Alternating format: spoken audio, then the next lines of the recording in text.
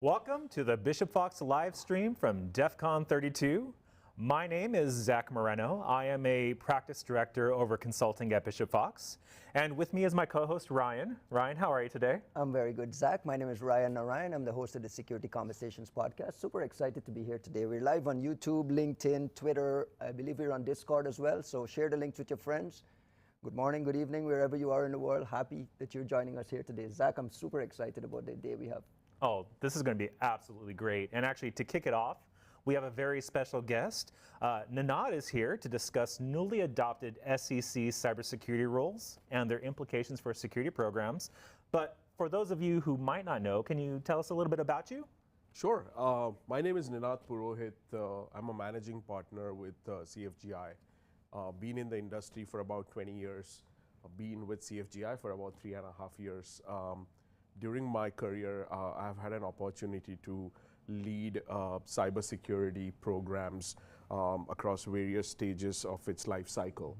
I had an opportunity to commission security operations centers globally when I was with Capgemini. At CFGI, our focus is primarily cybersecurity advisory services for our clients. And SEC cybersecurity rules have had a significant impact on public companies. So I'm very excited to be here and appreciate the opportunity to share my thoughts. Oh yeah, we're super excited to have you. Nanad recently spoke on this topic in a webcast, and so we're really looking forward to diving deeper. So can you explain the newly adopted SEC cybersecurity rules and their importance for security program managers? Absolutely. So in light of recent breaches over the last 3 to 5 years, especially breaches that had a significant impact on data privacy aspects, and there were obviously cyber attacks that were kind of sponsored by nation-state actors that impacted public companies and also critical infrastructure. SEC decided to up the scrutiny. The discussion on the new rules has been in play for over a year, and they were finally adopted on July 26, 2023. The big change in the new rules is SEC has enforced accountability for cybersecurity right from the top. There are two key aspects of the new rules. There is a governance and risk management piece of it, which requires the board of every public company to have direct visibility to their cybersecurity program. It is expected for the board to have clear visibility to the top cybersecurity risks that their organization faces, and it is expected that they also understand the overall risk posture on an ongoing basis. The second important aspect of these rules is disclosures. So one of the big changes that SEC enforced was introducing cybersecurity disclosure in 10K, which is a very important financial disclosure for public companies. Now there's a dedicated section within Form 10K that requires a public company to attest to existence of a robust cybersecurity program, and they are expected to describe all the various cybersecurity processes and controls that have been implemented within their organization. And then on the material incident disclosure side, SEC has prescribed a tighter timeline. So every public company is required to disclose a material cybersecurity breach within 4 days of having determined that being a material breach. And they are also required to provide certain books of records. And I think in technical terms, it is system logs, any requisite documents such as their incident response plan and things like that. So there's a lot more accountability that has been enforced on public companies through these changes.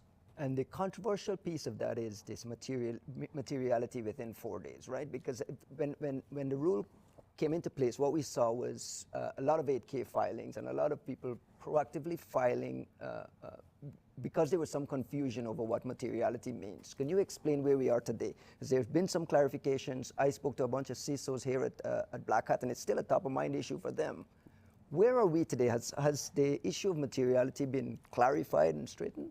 I think it's working its way through. as I always say, it's a journey, right? So there are two parts to that response. First, the disclosure rules have been in place for over a decade. Correct. Right? But then SEC realized that companies were filing these disclosures for the sake of filing. And there were several instances where these disclosures were filed year over year for similar type of cybersecurity incidents or breaches, which then also kind of validated their understanding that it was just a procedural task versus an organization's commitment to actually preventing and responding to that particular breach. So that was in the first place. So that was the big the reason for the change. that was the main reason behind the change. Now, coming back to materiality, there are various ways companies are looking at it. Typically, for a public company, materiality starts with the financial thresholds. So, as part of their SOX compliance for public companies, they have to define a financial loss threshold. Some companies have just gone down that path and adopted their financial loss threshold as a materiality. Right. However, it is slightly different when you look at it from a cybersecurity angle, because although a particular cyber breach might not have reached the financial loss threshold, but it might have impacted your customers directly because their data was exfiltrated. It might impact your brand. It might impact your customer relationships. So there are several qualitative factors that are now being accounted for. So as companies go down the maturity journey, they are reevaluating the materiality criteria. Yeah. So I know for me, in my past life, kind of dealing with regulations and compliance and all that, oftentimes, and probably I shouldn't be admitting this out loud, oftentimes I would just stare at the regulations and be like, okay, how do I actually do anything with this? So what practical steps are organizations taking to comply with the rules? And if I'm a manager and I just got this on my desk, what should I be prioritizing? What are my first steps? Yeah, that's a great question, and that is actually the question we hear all the time from our clients as well. So I think the first and foremost step is understanding the gaps within your current cybersecurity program. I strongly recommend that you undergo a lightweight cyber risk assessment to define those gaps, and then build out a roadmap that will allow you to remediate them over a period of time. Now, obviously, some of that remediation involves transformation investments, and that's going to take time, which means you have to work your way through your board to seek those sponsorships that are required to implement those things. But then you also then start building out a metric, which is an objective measurable cybersecurity performance metric that you start rolling up through your audit committee to your board, that reflects the progress that you make, which then also justifies the additional investments that have to be made to meet these SEC requirements. Again, as I say, it's a journey. It takes time. A typical journey for a new public company is between 12 to 18 months. Some of the larger organizations have obviously had to tweak their existing risk management procedures and communication metric with the audit committee and board to meet the new requirements. So those are some of the preliminary steps I think every organization could take to embark on this journey. Yeah, we focus on the materiality and some of the disclosure issues, but you mentioned at the top there are two components to this. One is the board and keeping boards accountable and directors accountable. How is that playing out? As I understand it, it means boards should add cybersecurity experts and have cybersecurity expertise available to them. Is that a process as well, or are we getting there? Well, you'll find this interesting that when SEC was reviewing the new rules, one of the initial proposals was to onboard a cybersecurity subject matter expert on the public company boards. Correct. Obviously, through public review and feedback, it was found to be unreasonable because of the complexity of the board structures, investor spread within the board. So that was found a little bit unreasonable. So a compromise to that was, let's make sure that you have your cybersecurity leader present those findings and risks up to the audit committee and board. So we are starting to see a trend where chief information security officers are invited to present to the board on at least a a quarterly basis. And I think that's very important. It's important for information security officer to be able to directly present those risks and explain and justify the rationale of seeking ongoing investments to sustain the program. Yeah. It's tricky because you mentioned they've gone away from that idea of having subject matter expertise on the board, and it seems that the owners have shifted onto CISOs, and I want to pivot to the SolarWinds issue. The SolarWinds CISO was personally sued by the SEC. That case has been CISOs are nervous that they are personally responsible and liable for things that happen to the company. Help me understand how your CISOs are dealing with your advisory services as they manage this. Is this something they're punting to legal? Are they trying to get on D&O insurances? Like how are CISOs managing this personal liability issue? Yeah, it's a very interesting shift in recent years. I'm sure you've heard about the Uber breach situation, right, and then Joe subsequent Sullivan case. Joe Sullivan case, right? Again, it was a slightly different situation compared to SolarWinds. So yes, there is increased accountability on the CISOs. It is really interesting that SEC has started to hold company executives personally liable for gross negligence. And then that actually brings us to the SolarWinds situation. So very recently, a federal judge tossed away SEC lawsuit against SolarWinds. What's interesting in it's that? CISO. Yes. Because the CISO as well. Correct. Yes. In his personal capacity as Yes. well, which is what caused this consternation among CISOs, right? Exactly. So I think the main factor to recognize here is that SEC could not prove that there was a willful negligence or gross misconduct that led to SolarWinds breach. Correct. Typically, in a situation of a breach of that scale, details evolve over a period of hours and days.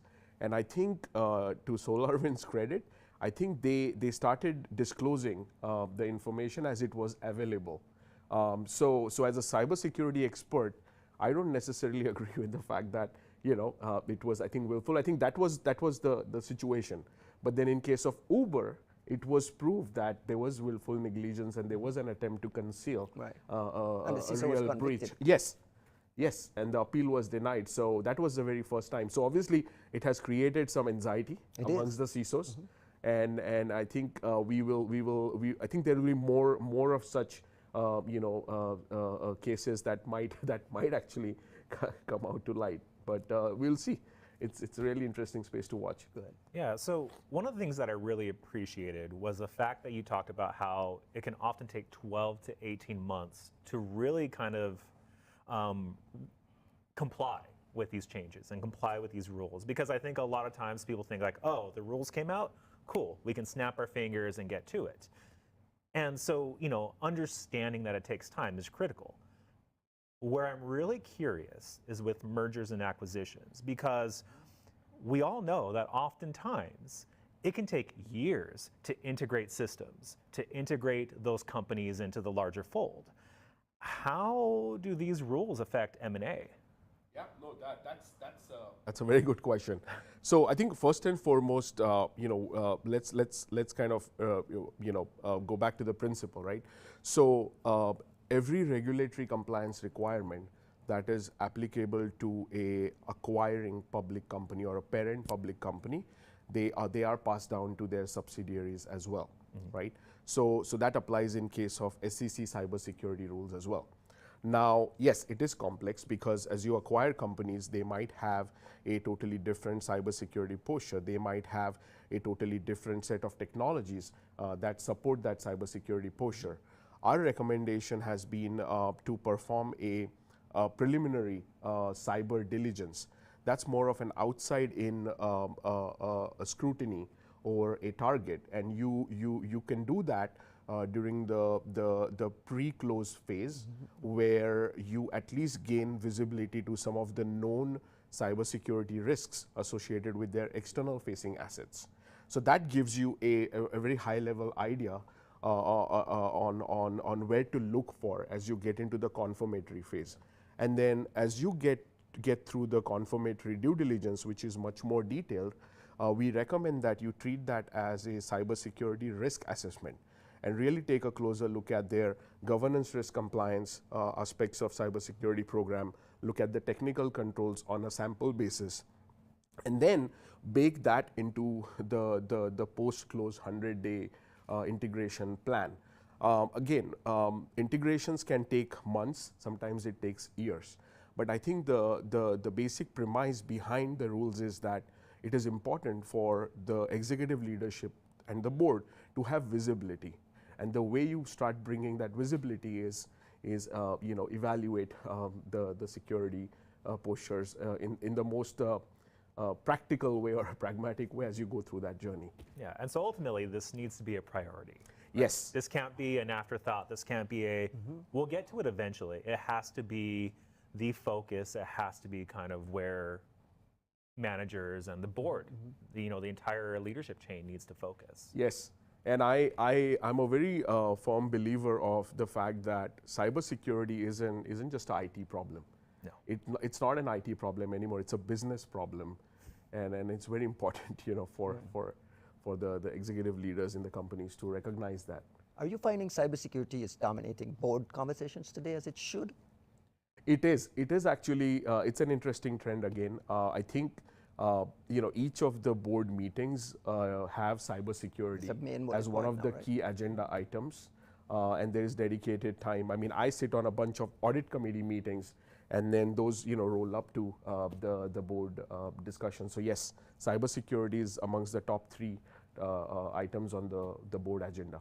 And last question from me, Zach. Do you find that CISOs today are getting a lot more support and resources from these boards who are becoming a lot more educated today, or is that still a constant battle with your clients to get the level of resources that they need to, have a modern security program? Yeah, I think it's going to continue to be an ongoing battle, but the fact that there is more visibility compared to previous times, I think that's naturally driving the right behavior, and I think the qualitative elements of a cybersecurity breach, as I mentioned, right, impact on your brand, impact on your customers, has obviously, I think, driven or rather supported some of these investments and the behavior. Yes, but again, it's going to be an ongoing challenge. So, and again, right, cybersecurity. There are 2 ways to look at it. Cybersecurity is one way to protect your revenue and protect your brand. So that's I think solves the. Yeah, I would say so. So where can our audience find you at CFGI or at DEF CON or online? Where can we find you? Yeah, so I am very active on LinkedIn. I've been here all week meeting our clients and a lot of our technology partners.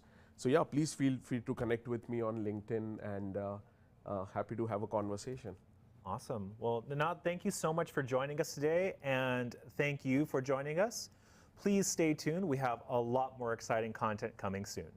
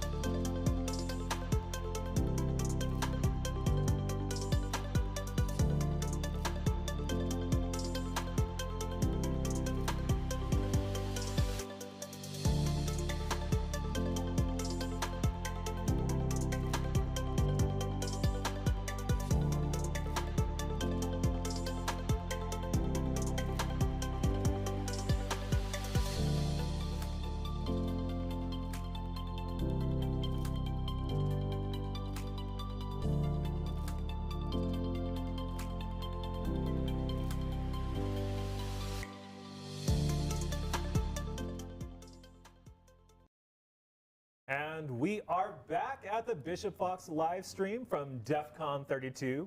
Once again, my name is Zach Moreno. I am a practice director over consulting managed services here at Bishop Fox. And with me is my co-host, Alyssa. Hi, I'm Alyssa, Solutions Architect at Bishop Fox. You can find me under the name DNS Princess. Awesome. And today with us is Jon Williams, another Fox. He is an information security professional with over 20 years of experience in IT, and he currently focuses on vulnerability research and development. So as a researcher for Bishop Fox Capability Development Team, Jon spends his time hunting for vulnerabilities and writing exploits for software on our customer's attack surface. He previously served as an organizer for B-Sides Connecticut, oh that's pretty cool, for 4 years, and more recently completed the Corland Advanced Windows Exploit Development course. Jon has presented talks and written articles about his security research across various subjects, including enterprise wireless network attacks, bypassing network access controls, and malware reverse engineering. Jon, thank you so much for joining us. Thanks for having me.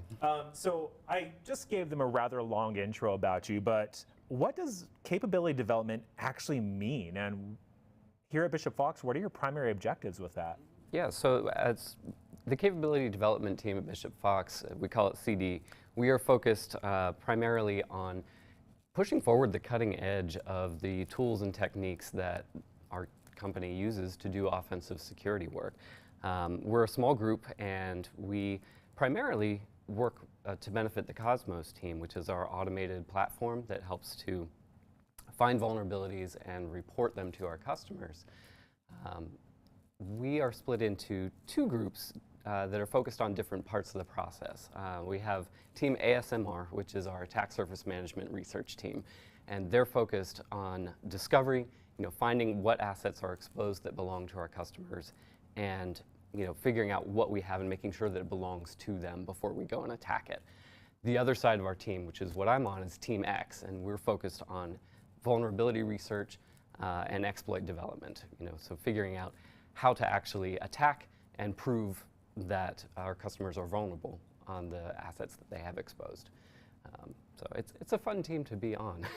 we have a lot of free reign in terms of the types of things that we work on, we research, and get to experiment with in order to figure out what are the most efficient and effective practices to incorporate into the way we work. Well, and one of the things I like about that is the fact that you said what our customers are actually vulnerable to, not just what they are theoretically vulnerable to. As somebody who has sat across, I've worn many hats in my career, and oftentimes I would be receiving reports and they would say, hey, you're vulnerable to this, and then so I spend an hour of my time trying to figure out, am I vulnerable? And I'm like, oh no, I'm not, because there is this other mitigating control, but a tool said that, hey, this is probably there. So the fact that you're actually making sure that it's true is awesome. Yeah, and that's a lot of what we're focused on, is trying to make sure that we're picking out the tools and techniques that actually matter, that that find the stuff that our customers care about, rather than just doing a blanket scan that will turn in a lot of low-hanging fruit that they may or may not care about. We're focused on the really high-impact discoveries. Very cool. Now, what is the process for developing new productivity and research tools within your team from ideation to deployment? Yeah, so the ideas for our research come from a lot of different sources. I mean, because we have a lot of creativity and free reign in what we do, sometimes we will take input from other teams. We work closely with engineering, and so if they're trying to solve a particular problem with our platform, but they don't have extra time to experiment with it, they will hand it off to us and say, hey, do you want to do a deep dive on this and tell us what is the best approach to solve this? And so we'll try out a few things, see what sticks, and then come back to them and say, okay, I think this is the right way to solve the problem, and then we'll build that into our engineering plan. But on the same by the same token, we'll get requests from our operators, who are actually the ones testing our customer's attack surface, looking for a particular vulnerability and may not know how to find it. And so we'll develop a tool that will assist them in testing for a very particular thing.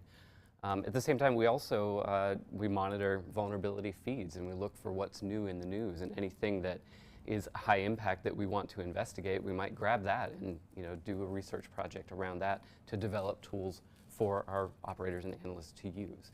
So there's really, there are a lot of different ways that we get started on that process.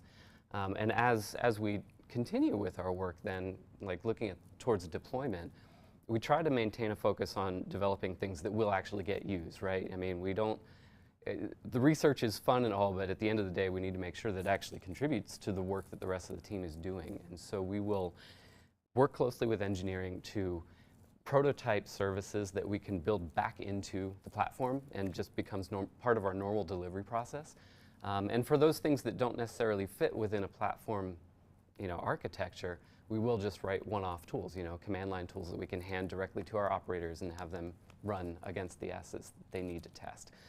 So we try really hard to make sure that we're working on things that actually have value. Yeah, so and kind of on that note, how do the tools developed by your team enhance the efficiency and scalability of, offensive security practices? Mm-hmm. Yeah, so a lot of what we focus on is automation. It's how do you take some of these tools for offensive testing and run them at scale? It introduces a lot of problems that are different from when you're just testing a few targets. I mean, you think about running Nmap, and if you're hitting just a handful of targets, it's not a big deal.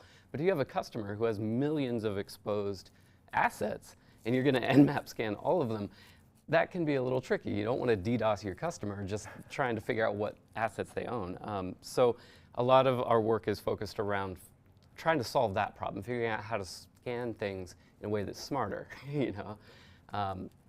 And just to give an example of that, one of the tools that we've been working on recently is building a web crawler, and we use some of the open source tools that are out there, but we deploy them in the cloud. We find a way to integrate them with our platform so that they can generate reports that we can store. And we're using WARC format, which is standard.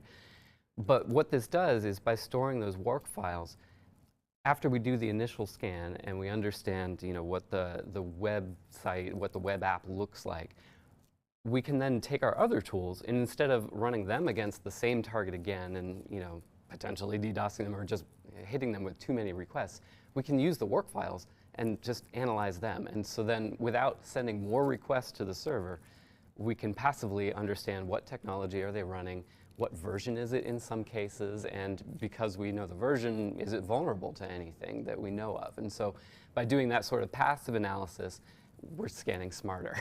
Yeah, well, and that's great because oftentimes what you run into is an issue where more people is not exactly the solution to get more scanning done, right? Like, you talk about a customer with a large enterprise environment.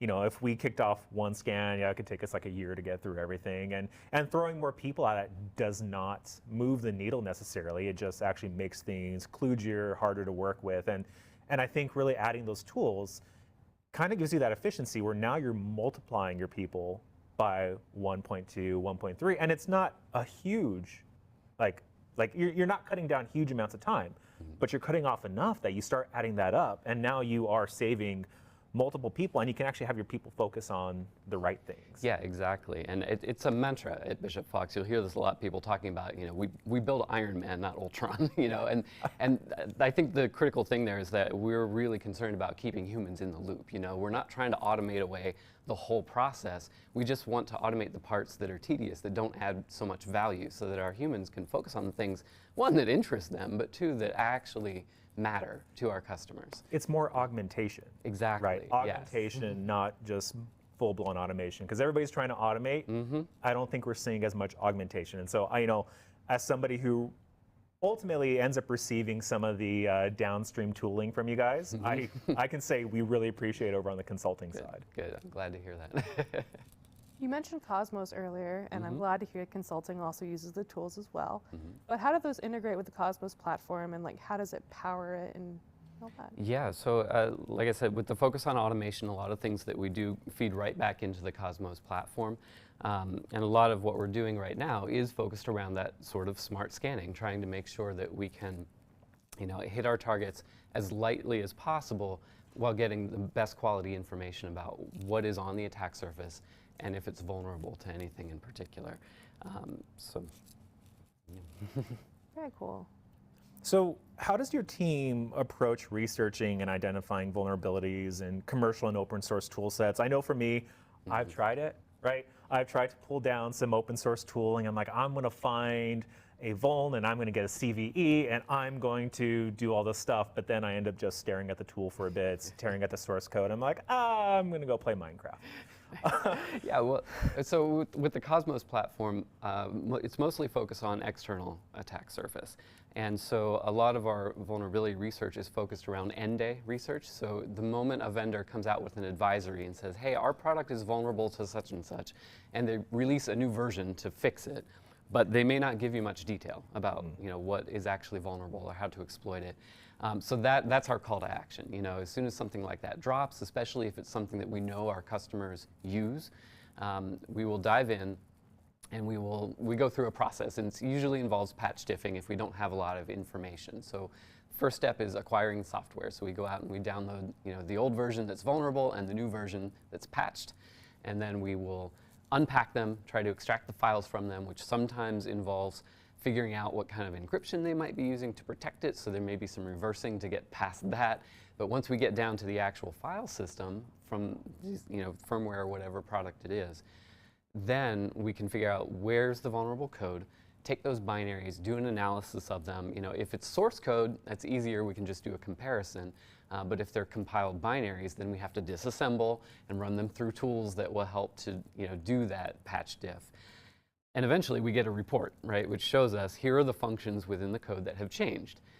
And we can analyze those and see, okay, which of these changes actually maps to the vulnerability that they say they fixed. And once we have that, we can reverse engineer and try and figure out how do we identify this vulnerability, and then how do we exploit it, right?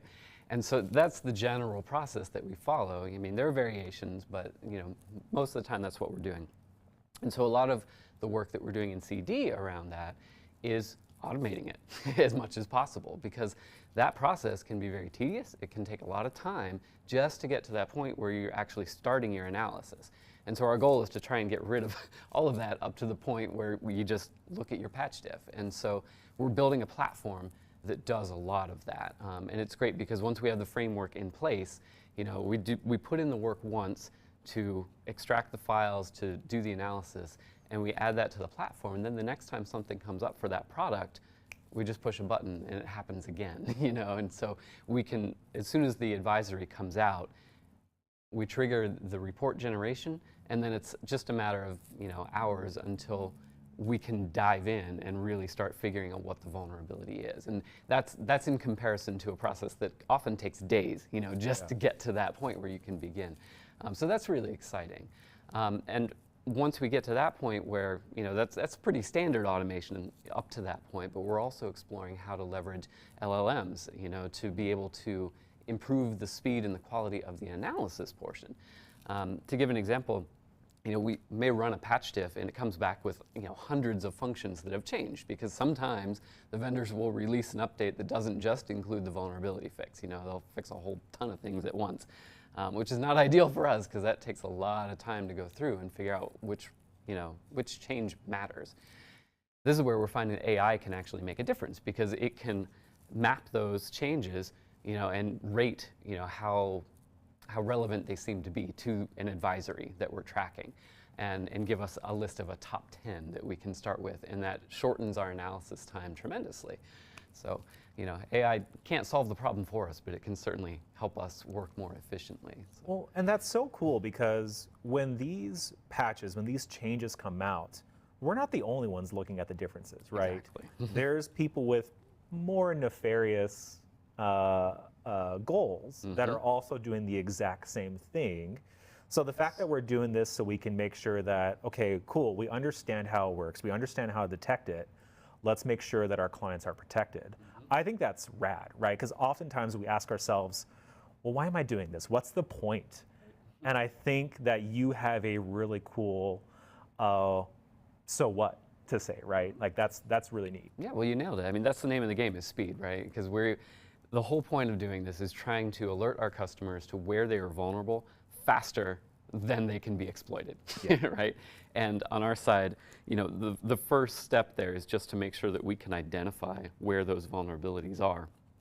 But if we can get to the point where we can also develop an exploit for that, before there's a public proof of concept available, then we can really demonstrate impact too. So we can arm our customers with what they need to get the changes done to secure their assets, their infrastructure, before they get hacked. Very nice. And obviously you have a branch within the consulting department. How do you work with other teams at Bishop Fox, especially feedback with the tools, and how do you implement that? Yeah, so I mentioned already we work pretty closely with engineering to make sure that the tools we create feed back into the platform. We work with the consulting teams to help make sure that they can leverage our tools on their assessments as well. And then our analysts and operators within the Cosmos team, we work closely with them, one, to make sure that we're providing them with tools that they can actually use, that will help them find the things that they need and be able to provide high impact reports to our customers.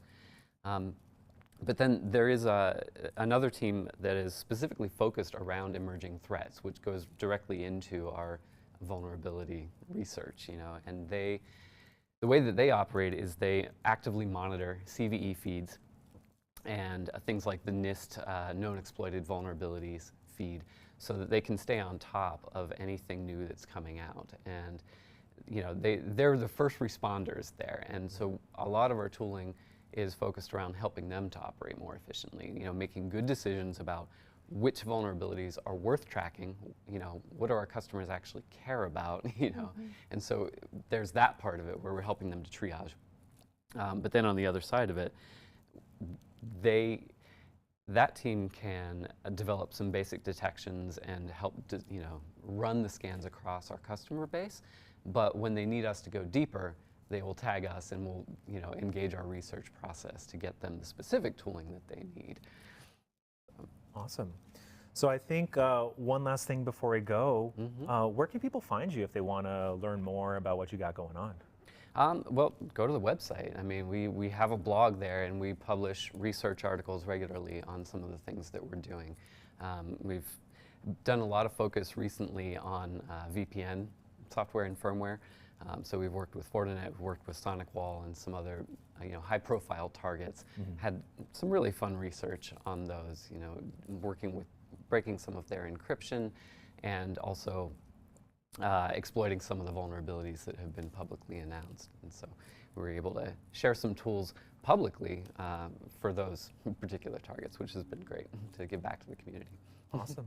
Jon, well, thank you so much for joining us today, and thank all of you for tuning in. Please go ahead and stick around. We've got more exciting content with some great guests coming up. We'll see you in a few. Bye.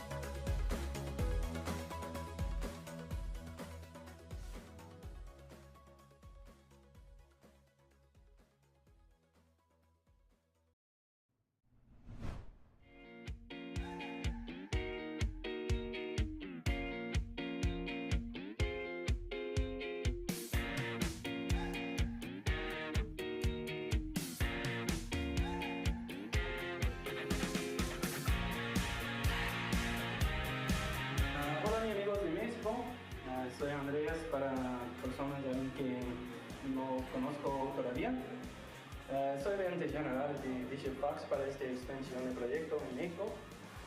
Yo creo en México. This started as a classroom assignment for me. I did this as homework. I started to research Mexico because I had a teacher who believed in Mexico. And my first visit, I met Sideco, I met Tec de Monterrey. We met with some of the chambers and some of the NGOs like Ayarti and Tiniti. And looking at the cooperation in the city, I saw that when you work together for something, you can create bigger things than you can do by yourself. And I believe that that's an important aspect of being in Guadalajara, and I think it's why I believe that this is the right city for us, and I'm very excited to share that with everyone, basically. Yeah, I guess with that, I just wanted to say thank you. Of course, this type of project doesn't exist without a lot of cooperation.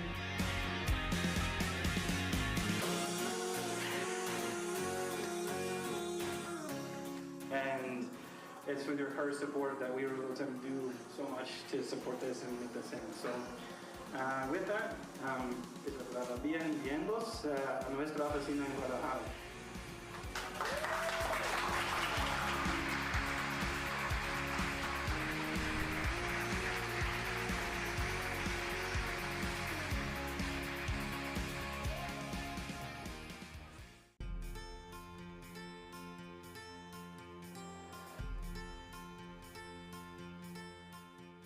Hi, I'm Vinny Liu. I'm the CEO at Bishop Fox. What inspired me to found Bishop Fox? I didn't know any better. We were doing some moonlighting work on the side at our, when we had full-time jobs, and we were just passionate about doing, pen testing work and wanted more opportunities to do that. So we started taking on projects while we were employed, and moonlighting essentially, and one thing led to the next, and we kept doing good work, and we kept getting more work. And, they say the reward for doing good work is more work, and that's really what happened to us. And so after a few months of that, we realized that we might actually have something interesting here, and so we decided to start Bishop Fox. Something that's really unique about Bishop Fox is the amount of talent that we've aggregated into a single organization, a single firm. And it's important for us to know that we'll always be able to learn and get better from our peers and the other people that we're working with in our day-to-day jobs. And so that's something that really sets us apart, and something we continue to foster and encourage within Bishop Fox as a team and as an organization.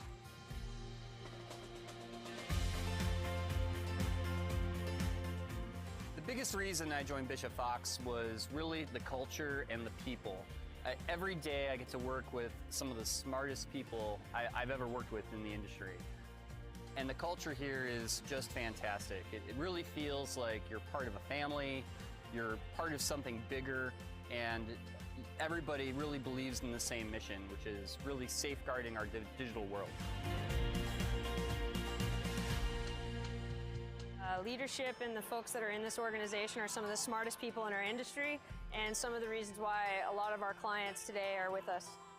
The people here are amazing. The people here are actually the reason why I came here. The culture, the team, and how it works together for each other rather than for themselves. It's a very unselfish culture.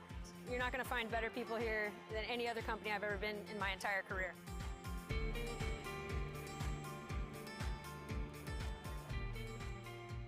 For me, Bishop Fox was a career goal. It was my dream job, and honestly, there's a lot of days where I still can't believe that I get to do what I do, that I get to work with the people I work with.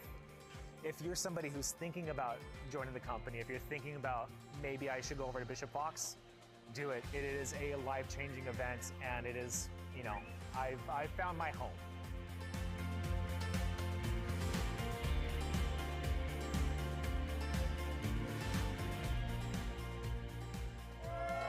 A day in the life of Bishop Fox is never boring. I learn something new every single day. The people that I work with are amazing and are so intelligent and care so much about the security, not just at Bishop Fox, but for our clients, for our country, just the entire world, trying to do the right thing before the bad guys do. It's just a great place to work.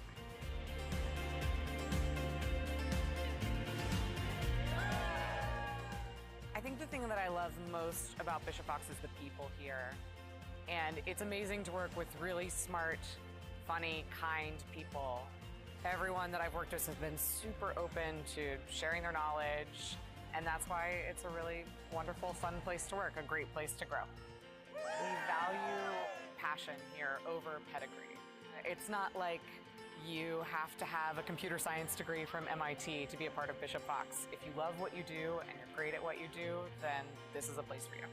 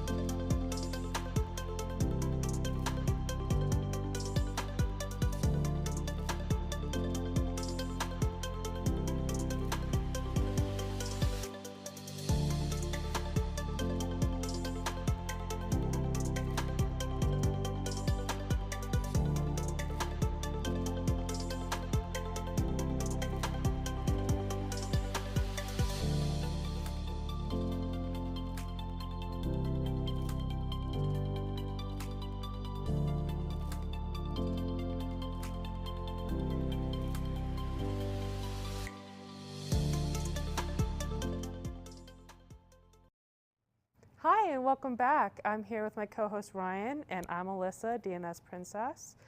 We have two wonderful speakers here today that I'd love to introduce you to. We had the privilege of talking to these two influencers in the cybersecurity community, Phillip Wylie and Matt Scheurer. Phillip is a seasoned offensive security professional with over 2 decades of experience. He is the host of the Phillip Wylie Show, the founder of the Pwn School Project, and co-author of the Pen Test Blueprint. And Matt is the Vice President of Computer Security and Incident Response, a hacking is not a crime advocate, and a renowned public speaker. Thank you guys for joining us today. Thank you so much for having us. It's great to be here. Honored to be here. Wonderful. So you've both been recognized as top hacking InfoSec influencers. What do you believe are the key factors that contributed to your success and the recognition you have within the community? Do you want to take it first? Go ahead. Yeah. So for me, a lot of mine is from about 2018. I got into teaching. I started teaching at Dallas College, built out their pen testing program, started teaching pen testing and web app pen testing, and I've become more focused towards community. I'm someone that's been highly competitive and really pushed myself to be successful. But in 2018, I thought, I was looking at my legacy, thinking what I have to leave behind. My wife was an ESL instructor. She's been helping a lot of folks coming into the country, teaching them English, and I really saw how she was helping them people, and I kind of thought, you know, I'd like to do something the same type of thing, so I got the opportunity to teach at the college. So I started the Pwn School Project, which is an educational cybersecurity meetup. Started doing a lot more speaking, because before that I'd spoke a couple times, but I really needed a topic to speak on, and just so starting careers in pen testing was a good platform, and basically that was where the book kind of came from, but really turned the focus that way, and it's been very rewarding. That's awesome. And what about you, Matt? For me, I think it was trying to break into the industry a while ago, but really hearing no a lot, if I heard back anything at all when I'd apply for those sort of things. I always sort of struggled to find a mentor and never really found quite what I was looking for. And once I finally got my opportunity, I didn't want other people to have to struggle to find their opportunities quite like I had, and I wanted to help them speed up that process quite a bit. And one thing about me is I've always had very much a teacher and mentor's heart, and so for me, public speaking was a way to kind of give back to the community and help people learn things that were important to their education and towards finding opportunities and career building, and sort of putting together that training plan. I started doing public speaking, and from there I wanted Cincinnati to matter, where I live locally, so I got very involved locally. I started running a local information security meetup group called the SIMPA Security SIG, which is about ready to have its 20th anniversary, so we're excited for that. Nice. In its almost 20-year history, I ran that group for more than 5 years, and it really meant a lot to the community, and it meant a lot for me to be able to give back and help other people. And what I noticed is we had a lot of great meetup groups, but most of them didn't have a super technical focus. Being a technical person, I sort of wanted to fix that myself, so that was a big driver for me, was to be that technical information security meetup group that would feed into the community and help everybody grow and learn more, and also just make sure our community mattered. Phillip, if you don't mind, I want you to ask you to zoom out a little bit and give the audience a sense of where we are. We're talking about newcomers trying to get into the cybersecurity industry. You guys are talking about mentoring and building these community programs. From the outside looking in, I hear often that we have a cybersecurity skills shortage. And on the other side, I have a bunch of folks trying to get into cybersecurity and struggling to find a place in cybersecurity. At the same time, we're in an economic anxieties are causing layoffs that are affecting security teams. So the big picture question is, do we have a skills shortage? And how do you balance the two extremes? I think a lot of that is just not giving people a chance, because there's lots of folks out there that have been studying and maybe they don't have experience directly, they're not really giving them a chance. And one of the things I like to share with people that I mentor and give advice to is we're kind of in an age now where used to it was only artists that had portfolios. So they need to build kind of a portfolio of some of the projects they've worked on, do some writing, blog posts, doing walkthrough videos, because there's been a lot of really good cybersecurity professionals that got their start through content creation. One of those is Heath Adams, the cyber mentor. He really got into video stuff and creating educational content to just kind of journal his path in and for his learning, but then people benefited from it. I think companies really need to give people more of a chance. One of the things I can say that would help companies is if you have IT staff, give them a career path to move into security, because a lot of the skills you need to be in cybersecurity comes from that background in IT. Try to move those people into those roles, give them a career path, because to really keep people around long term is they need a career path, they need some kind of education. Can you linger there for a second? Is that an HR issue? Is that a culture leadership issue? Like, where is the hiccup there that we're not taking bets on newcomers or trying to figure out moving people from IT to security? Based on my experience, I think it's kind of cultural, because one of the things I see, I hear leaders saying, I can't find people. But the thing is, they're going to these CISO conferences, CISO meetups. They're only networking with executives. If you really want to be able to find talented people, get involved with the practitioner type of meetups, your hacker groups, your ISSA chapters, ISACA, OWASP chapters, in some of these conferences. Get out there and get connected with the community, and you'll find people easily. Because used to, when I taught, I had a lot of people coming to me for junior pen testers because I was teaching at the college, but I knew people from the local community. They would kind of share with, you know, their skill set, their education, what they're looking for, and I would recommend them as people who are looking for pen testers. So I think for executives, hiring managers, you really just need to get out in these communities where you would find those talent. And also another good place is your B-Sides conferences, because there's a lot of people looking to learn there, break in the industry. It's very community driven. You see some of these conferences which kind of disappoint me. I see some of these conferences that won't allow students in. You have to be some executive or some level, you have to be in security, and there's a lot of people wanting to learn. There's opportunity for them to learn there, and you're also providing opportunity for these executives to meet potential talent. Mm-hmm. Yeah, so Matt, you are deeply involved with the mentoring community, so I have 2 questions for you. First, how can someone go about finding a mentor? And second, for the mentors themselves, what advice do you have for them?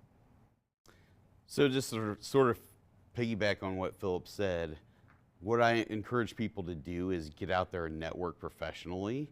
And so a great place to do that is your local information security community. And so Phillip mentioned some of the national organizations that have local chapters, like the OWASP, the ISACAs, the ISC squareds, the ISSAs, some of those. So that's one place you can go and look. And some of the other popular platforms I've seen, if you're looking for groups, are meetup.com, for example. You can search for security groups that are local in your area. Also, Eventbrite. Sometimes you will find meetup groups using that system, but you can also find out about conferences and so forth. And Phillip mentioned B-Sides. Look for a B-Sides conference there in major metropolitan areas all over the world, not just in this country, but all over the world. So find a B-Sides event, and honestly, network with people. That's not always easy for everybody, particularly if they're a little bit introverted, but if you sit in on a talk and you have a question, and even if you're not comfortable asking it in front of a group of people, do approach the speaker afterwards and say, hey, this was an interesting point, or you mentioned this, I had a question about that. And you could also ask them, hey, is there somebody that you know that would be able to talk to me a little bit more? But I would say find also people in the career field that you're looking to get into and seek them out. And you can reach out to them on a social media platform.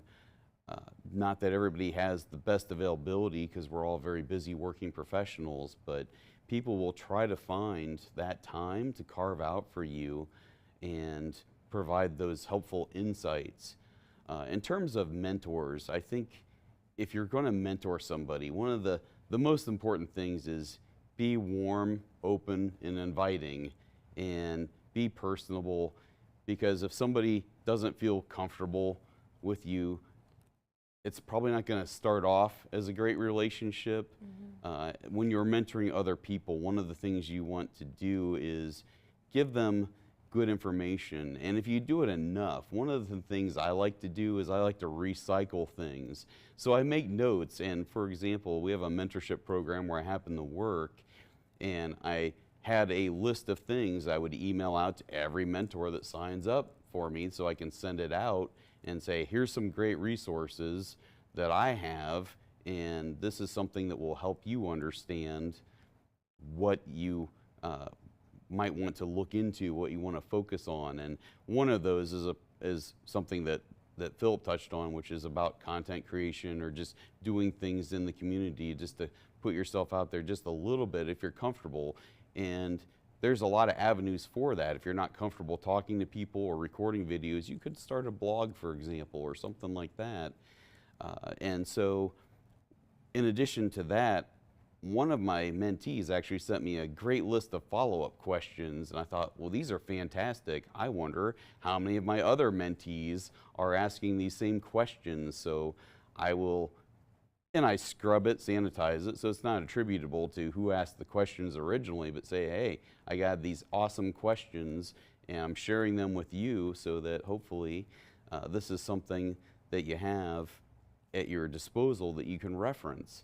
And the other thing I've done is some of the talks I have done have been on some of the issues I've seen with people breaking into the industry, doing the things to set themselves apart from everybody else in terms of they really are interested in the field.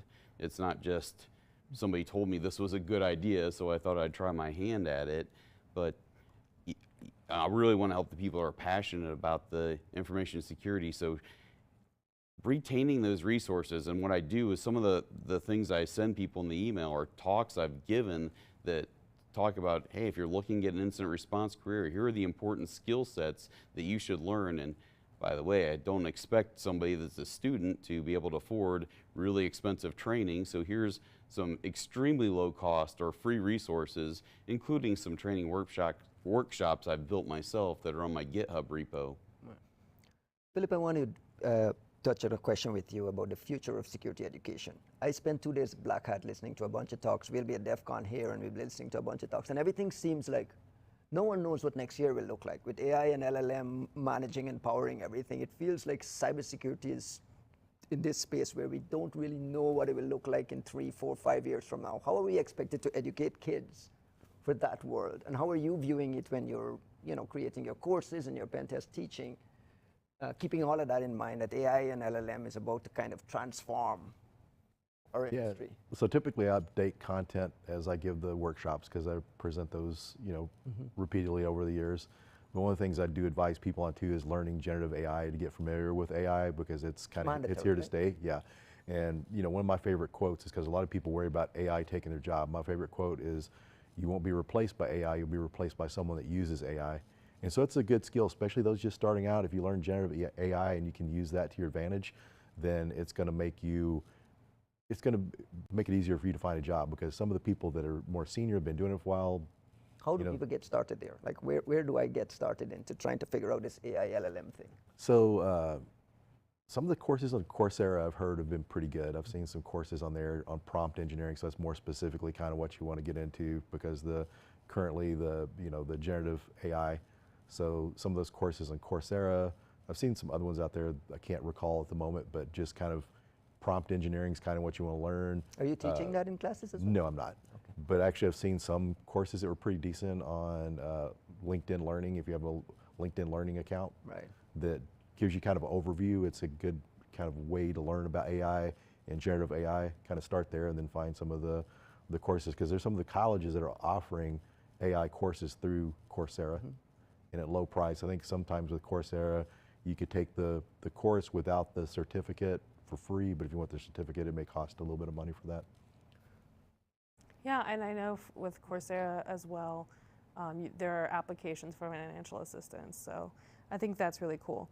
Now, both of you, kind of bouncing off of that, make content for the cybersecurity community. How do you choose the topics that resonate with the students, keep them engaged? And what platforms are the most successful for your reach out? Good question. Great question. Yeah, for me, one of the main ways I deliver content is through my podcast. And kind of the inspiration for my podcast, I previously hosted the Hacker Factory podcast and went independent last year. But like in a lot of things I do, my focus is trying to help people. And one of the things in my class, when I used to tell some stories from pen tests that I've done and some of my experiences, my students really loved learning about those experiences outside of just how to use the tools, how to do a pen test, just kind of learning some of the things you may have ran into and trying to learn from those experiences. And they would ask me, is there anyone else locally that could come in and talk to us? And I would have different people from our community come in and speak with them. So when I started the podcast, one of the things I do, some of the podcasts may be more technical, but they always start with what I call the hacker origin story, that people share how they got into the industry and ask about some of their tips. And the thing about that was that I took the lesson from teaching was that sometimes people just need encouragement, and having a vast array of different people from different backgrounds is very helpful. I had someone on because people are asking, I'm 30 or 40 years old, 50 years old, am I too old to get started in cybersecurity? I had a friend that I had on the podcast that she was an esthetician, spent 20 years in that industry, in the beauty industry, went to school, got like an associate's in IT, then associate's in cybersecurity, and she works as a pen tester now, and she's a DEF CON goon. She's been doing that for a while. But someone like in their 40s were able to transition to it, and other people that have been like 50 years old to be able to get into it. So really it's just trying to encourage them. That's one of the main things that I do there. A lot of the content I present is through conferences. Some of the talks I do quite a bit, like I did at B-Sides Las Vegas this year. I've got a talk on pen testing experience and how to get it, kind of show people how they can get the hands-on experience from labs, how to document that, and options like bug bounties to get hands-on experience. So that's kind of where I mainly share my content through my podcast and speaking and teaching workshops. And Matt, just a quick follow-up to Alice's question is, are you finding like newer social media platforms a great outlet to push these things, TikTok and some of the other? Yes, I think it's good to get, and that's one of the reasons I've just started using TikTok. I've been using Instagram, and part of that is to get— There's an audience there, right? Yes, bring Real right, audience. and you're going to find younger demographics. That's even like on my podcast. On the podcast platforms, my demographics like 33 to 44, something like that. But if you get on YouTube, it's a younger demographic. So more platforms you're on, the more broader audience you can find. I think it's really important to do like the YouTube shorts, get into Instagram and TikTok, so that way you can reach that younger audience, because we really need to reach people while they're younger to show them the options. And I think really the good thing that's out there to share, like people like Matt and themselves and other folks that share stuff outside of pen testing. I think pen testing is awesome and a great field, but one of the advice I give anyone that wants to go into cybersecurity, kind of have an open mind, just kind of research other areas. Because I had a former coworker that he was actually worked on the help desk at this company I worked at. When I joined the company, he was on the pen test team, but he was taking all these courses on digital forensics through the SANS Institute. He decided, I'm going to take a pen test course to be better at digital forensics. Right. So he took this course and he fell in love with pen testing. And now he's been pen testing for 7 or 8 years. If he didn't really investigate other options, he may have not been as happy in the other field. Absolutely. And Matt, do you have anything you want to add? Yeah, when it comes to content creation, I love people ask me, because I have given talks on a great variety of subjects, and people, where do you come up with all these ideas? I love that question. Some of it is I don't know, but most of it is areas that are definitely in my wheelhouse and things that I have subject matter expertise on. I love sharing those details and helping other people that are interested in those specific paths learn those things. So that's some of it. A lot of it is just looking, well, taking a step back, looking holistically and figuring out where are the knowledge and skill gaps. We talked a good bit about that. I try to identify what those are and talk about those things specifically. And I can think for specific examples of sitting around and other people sort of bemoaning the fact that they couldn't find people that knew enough about specific topics that they needed for a specific career path. And so a large part of what I tried to do is identify, and so offensive security, we do a really good job of saying, here's your roadmap, or you could just sit down at Cali and go through what each tool does and learn something. We're not doing a great job of that when it comes to digital forensics and incident response, as far as helping people plot the roadmap. And so I started putting together a talk, because with peers, I felt their pain, because I sat in a lot of interviews for people that we couldn't hire. However, that doesn't solve the problem. So throwing it on my own back and deciding to teach people was the things that they need to learn was a key part of what I wanted to do. Well, thank you both. I know you've shared where you can find you guys, but thank you both for joining. Thank you so much for having us. It was a pleasure. This was fun.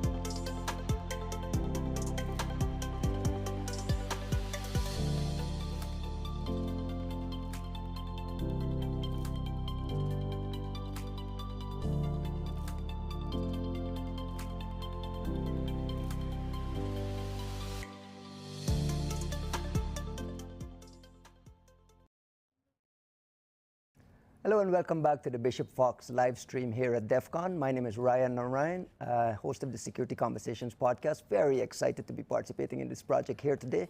Thank you for sticking around. Share the links with your friends because we have a very, very fun conversation coming up. My guest for this section is Serena DiPenti, a pen tester at Black Hills Information Security. What is Black Hills Information Security? It is a penetration testing company. We do a lot of offensive security, red teaming, but then we also do some incident response, and we have a training company too called Anti-Siphon. So we do a lot of things in cybersecurity. How did you get into pen testing? What was the attraction to this world? I was doing, so my background originally is network engineering. I have a bachelor's degree in computer information systems with a concentration on networking and information security.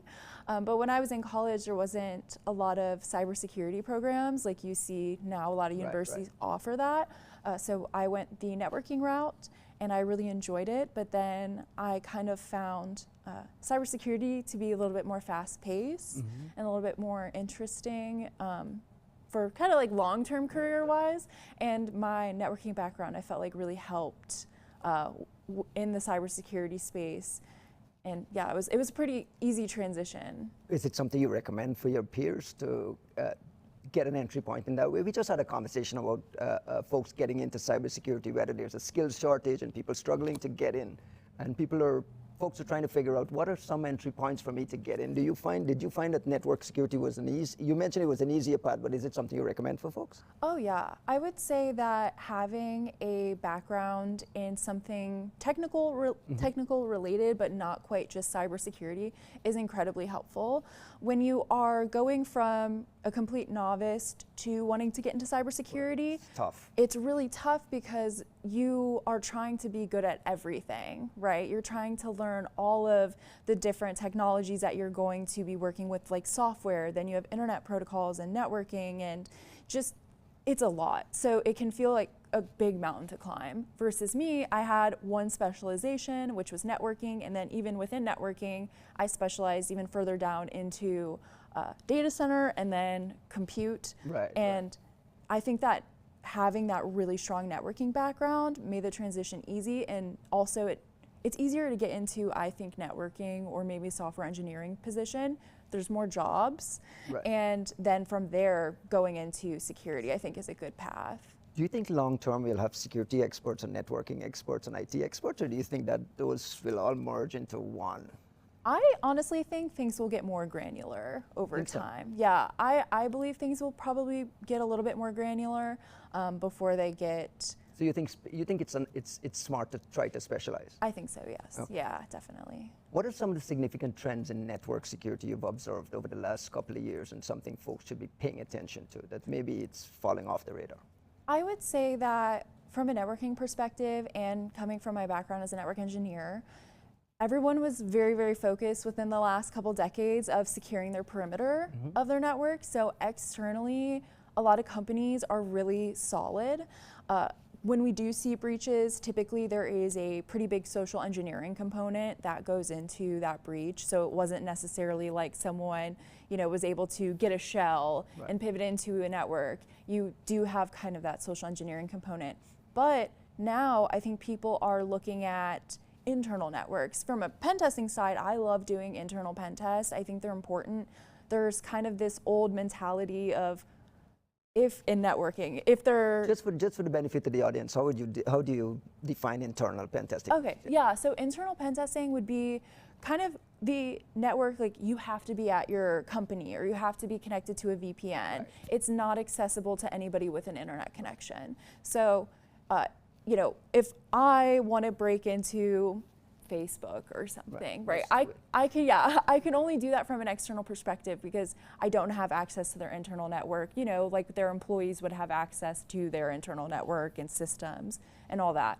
But yeah, I would say that now we're really focusing on a lot of the internal network things because we see that people can get in with social engineering, and so it's not necessarily how do we stop them from getting in, but it's more of when they do get in, how much reach and how much damage can they do, and how quickly can we detect them? And so that's the focus of your pen test projects internally, which is the assumed breach mentality. We'll assume that someone will get in and we'll try to mitigate risk across this. Yep. Can you talk a little bit about how defenders can best prepare for that stuff?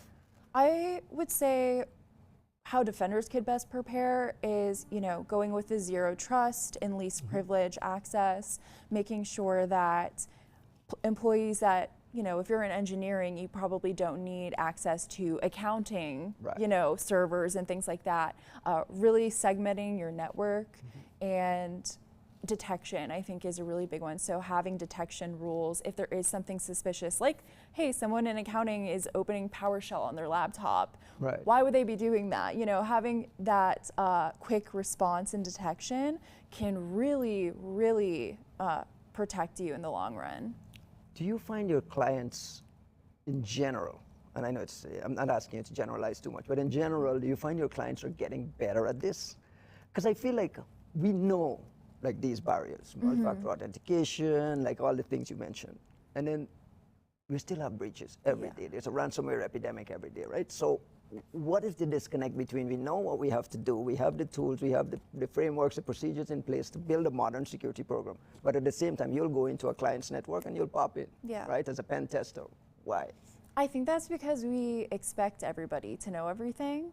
And so how I see it is kind of going back to one of your first questions is everyone going to be an everything kind of person? I think that's where the problem lies, because a lot of the systems, there's too many generalists, especially from a networking perspective. When I switched into cybersecurity, I realized just how much I hadn't known about security.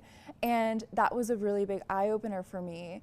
And it's difficult to expect everyone to really have the depth and the breadth that is expected, and especially sometimes with certain companies, they kind of view cybersecurity or networking as an expense. It's not something that in their viewpoint makes them money necessarily. So it's a mistake though, right? I think it's a really big mistake. And so I've seen a lot of teams that were just really short-staffed. Right, so a lot of it is just resources issue. Yeah, I think a lot of it comes down to resources. What are some of the more effective tools and technologies in your world that you recommend for folks managing network security and figuring out pen testing? What are some of your favorite tools and some of the things you recommend folks learn?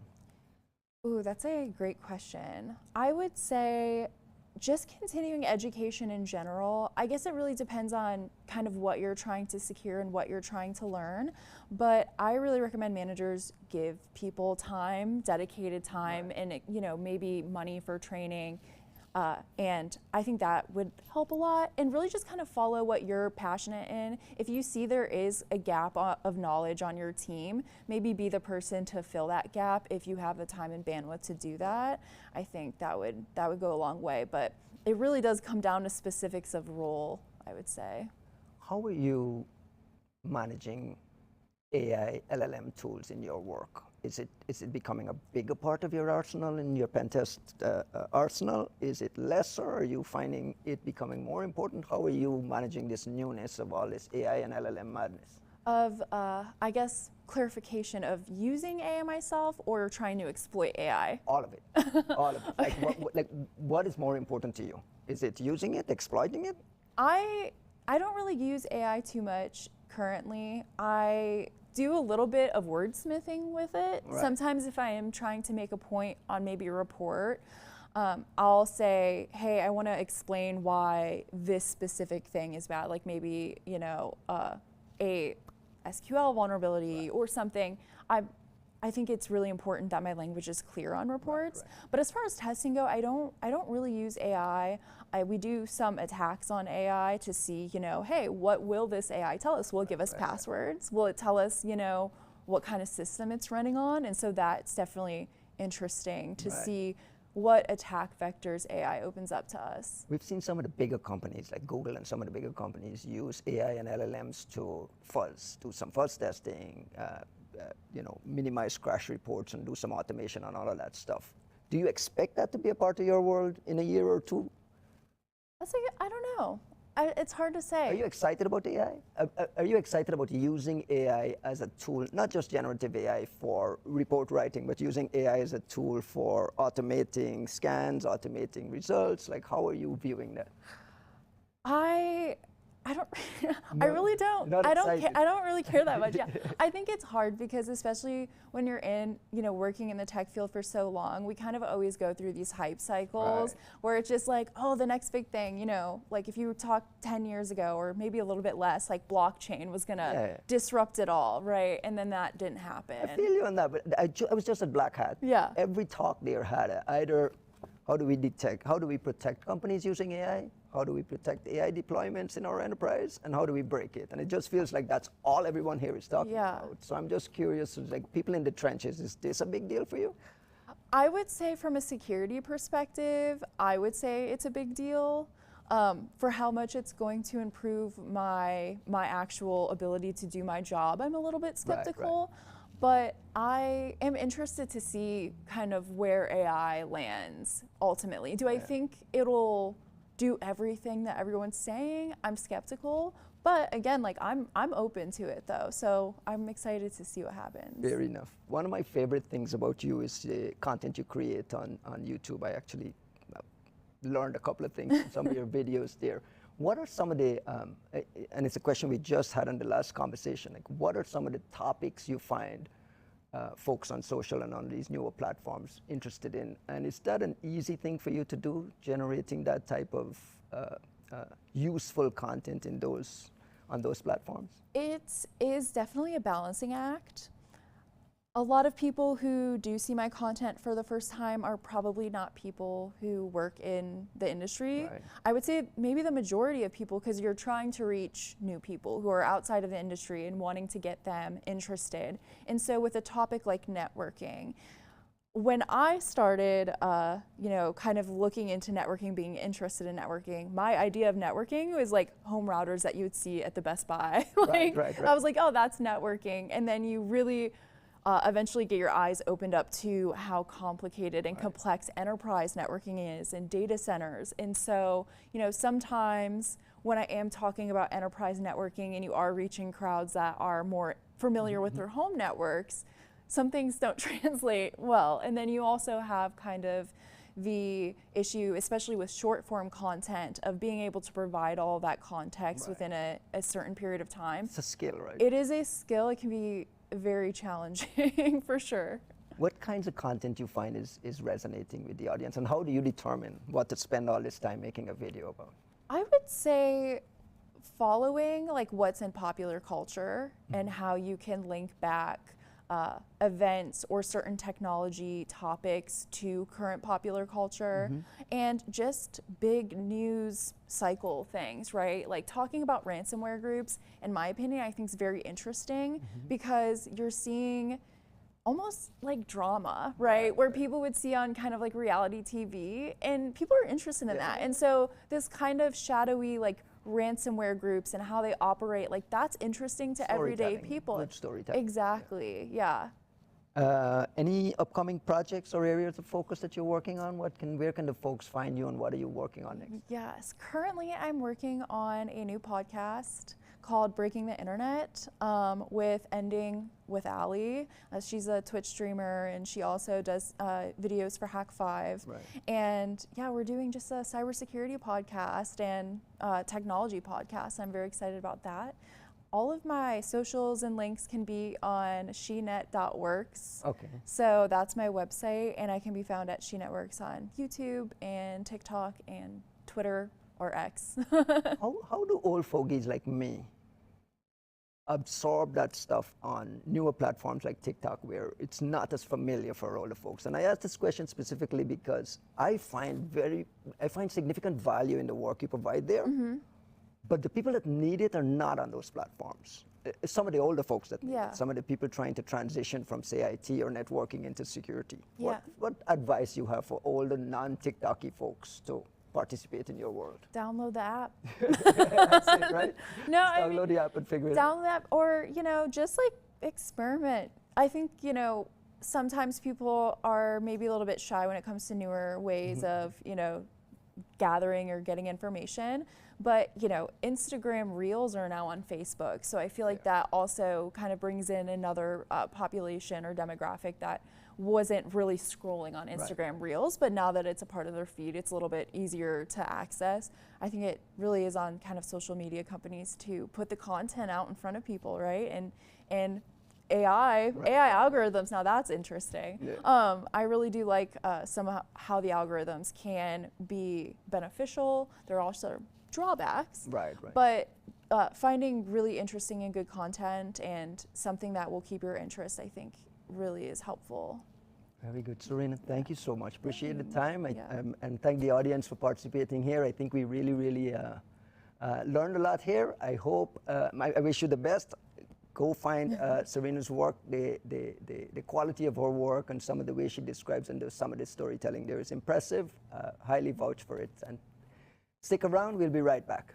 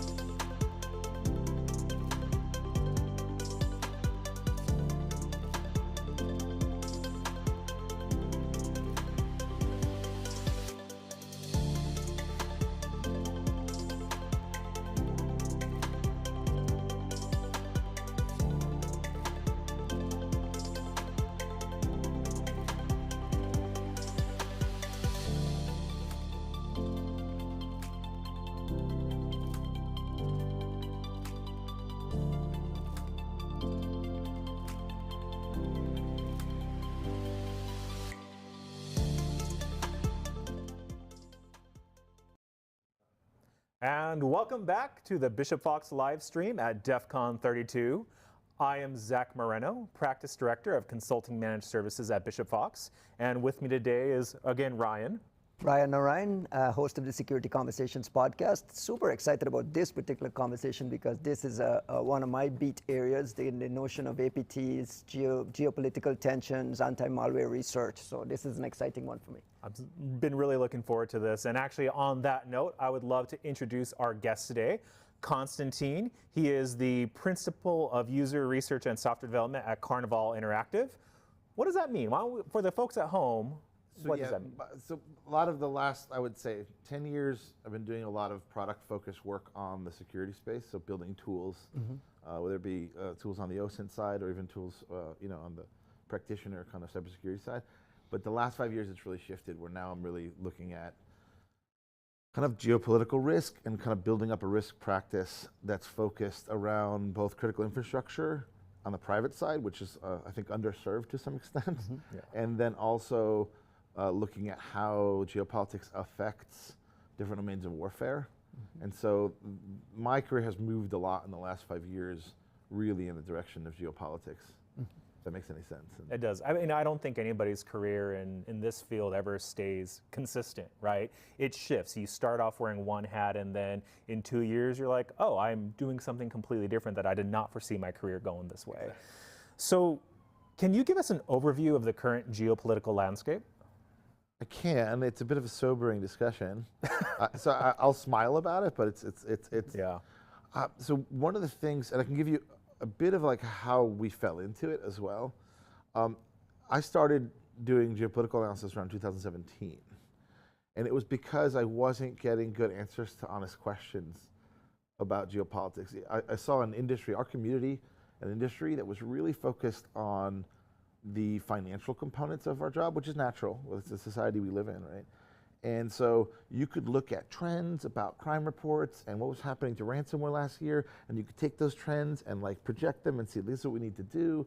And like Gartner's got the whole view of the world, but nobody was able to just say, well, what are the signals we're looking for in the geopolitical world that would tell us that something's coming into the cyber world?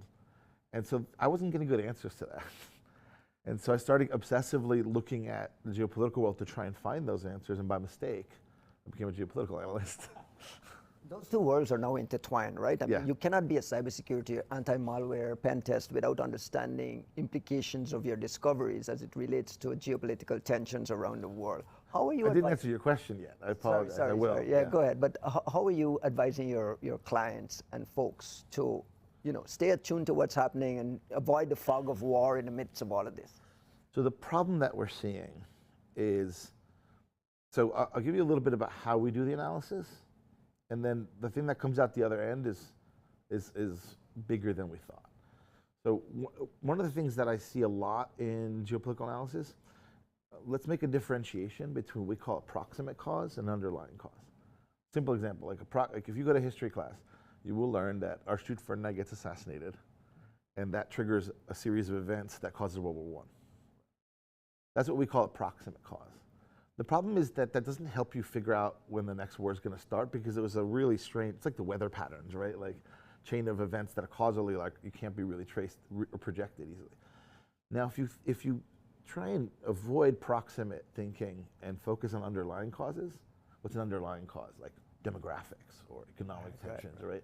If you focus on underlying causes and you remove the proximate noise from your analysis, you start to see things differently, and you start to see things a little further out. So what happened to us was we were doing our analysis, call it 2017 we started, we had our first version done 2019, with, again, really focused on underlying causes. And the other kind of trick is to really ramp up your cognitive diversity in the model set you're looking at. So you're not looking at just one model, you're looking at like, the first analysis was 17, we present 23 today, but we're tracking like 30 or 40 at this point. So what happens, and when I say cognitive diversity, it's like, what do the economists think? What do the political think? What do the military think? Like, what are all the different views? So the reason I said all that is because when you do that, you start to see a tremendous, like, kind of blinking warning sign going off. And what it's telling you is that we are about to reach the crescendo of what we call a secular crisis. And a secular crisis is a word that basically means a once-in-a-lifetime crisis. None of us have lived through a crisis of the kind of scale that we're looking at geopolitically right now. And I can describe the forces that are pushing us there, but they're high-walled. What happens when you're in the crisis? A lot of proximate events can make a huge difference to the outcome. But preventing it from happening is almost impossible as you're kind of like barreling towards it because of economic forces, demographic forces, political forces, etc.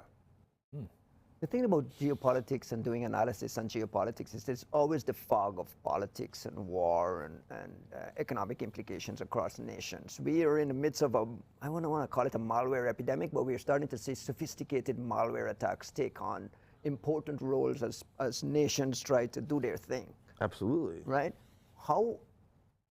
When you're advising your clients and you talk to CISOs and just regular folks, are they in tune with how much of collateral damage they are at risk at? Help me understand. How do they view the nation-state implications of? This is the difference between following a trend and projecting from what has happened in the past. Right. And crisis periods are not trend-based. In other words, nobody's alive today who's lived through a crisis of. We haven't seen something like this since World War II. What do you define a crisis for me? Because we just went through COVID. Opening credits. You think so? That there are these forces that push society into these peaks. Right. And they just create really. And the crisis, by the way, there's certain conditions that appear. By the way, the United States has had several of these. Right. Like we had, the Great Depression, World War II was like connected. I'll give you a tiny snippet of an example, right? People had a hard time figuring out why childbirths go down. Like, the rate of childbirth goes down before big wars. It's weird, right? It's like, what is that? Like a sign? Like, what's going on, right? But if you actually look at the forces, the economic tensions that make the world kind of likely to have a large war are the same tensions that make it hard to afford having a child. Right. So it makes sense. So now you have a different causal relationship than is obvious.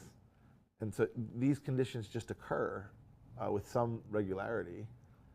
And so I know this sounds strange, but you asked me for the true description of what we're seeing.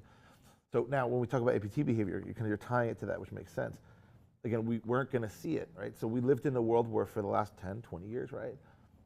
If we're honest about it, the criminals come in and break you, and that has a business cost. And so insurance happens, our industry occurs, reacts to it. What have APTs been doing for the last 20 years? Fairly politely spying and stealing IP. Correct. But they're not breaking your business. We've not lived in the world where the APTs want to break us. Not yet, though. Exactly. So then what do we see what is the threat intel coming right now with Volt Typhoon's behavior? We're seeing prepositioning. Correct. That should be a flashing red light to everybody. Be like, wait, they're not spying, they're prepositioning. It's all these infrastructure attacks. We're all used to phishing. We built the industry around it. None of them came in that way. The knuckle-like attacks are coming in from the infrastructure side. Right. And there are tensions with. We were in the world where you describe these things now at a time. Sorry to belabor this point, but there's conflict between Russia and Ukraine. There's a lot of destructive type malware attacks. It's not just espionage, it's not just IP theft. There's wipers and... We're beginning to taste cyber war, right? Paris, we just had some train disruptions that might have been malware related in Paris. So we're starting to see it coming there. So when you talk about these factors coming together, are you nervous? Are we in a state where we should be nervous about where things are? Absolutely. Well, and by the way, and China, we haven't even touched on China, Taiwan, like there's just everywhere, every corner of the world seems to be hot, and there seems to be a cyber and an APT component to it that's driving that heat. And yeah, actually, I like to call it the Holy Trinity. The Holy Trinity. Because so I know that we're probably getting into discussing domains of conflict and nature of conflict, which we should talk about for a minute to give context. Yes. But there are certain domains that naturally get activated earlier as a conflict environment emerges. Right. And so to me, cyber, cognitive, and supply chain, not supply chain in the cyber sense, supply chain in the societal sense, those three are in play much sooner than you will see kinetic movement. You might see the kinetic engagements happen, but your cognitive space right now is lighting up like crazy. We don't know how to detect it. We're not used to it, but it's like off the charts. So the cyberspace, we're starting to see prepositioning behavior. That's a warning sign, right? So all those things are kind of like together. So to me, those three domains are really long poles in the tent that have to be addressed immediately, yesterday. Does that make any sense? It does. Yeah. I mean, I feel like we're at the beginning of a movie about whatever this crisis event is, and your voice right now is the voiceover over the opening credits, right? Like this is like, we're on the precipice of something huge, right? Yes. And we've been saying for years that the next generation of warfare is not going to be, I mean, there's going to be the physical aspects, kind of to your point, but it's going to be cyber. That is going to be the main battleground for the next conflict. And so, like, why do you think it's changing in this way? Why is that the next phase? Do you agree with that, though, that cyber is the main component? I don't think it's the only component. I think it's a very critical component. So you asked more than one question. I'll try and get both of them. That's fine. So if we zoom out a little bit, the why. Mass mobilization wars don't happen often. Big crisis events don't happen often. They don't even necessarily happen in more than one person's lifetime. Yeah. Right? So just to get a sense of context, what does it feel like if 40% of your GDP is on a war effort? 40%. We spend less than 4% on our GDP right now. What does that society feel like? If almost half of all your economic activity is like together dealing with some existential war threat, we don't know what that feels like. But they don't happen often, A. And by the way, there's statistical models we follow that track how often those things happen, right? Now, when they do happen, technology's all changed. Like you have 80, 90 years of technology that you've never really incorporated deeply into your thinking, right?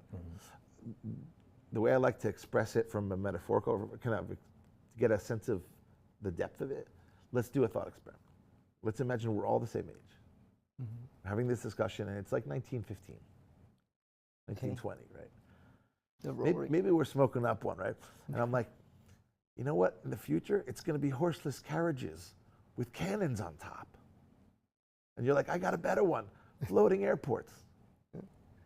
Now, in our lifetime, we would have watched mass industrialization occur, skyscrapers go up, radio and television probably, we'd have seen all that.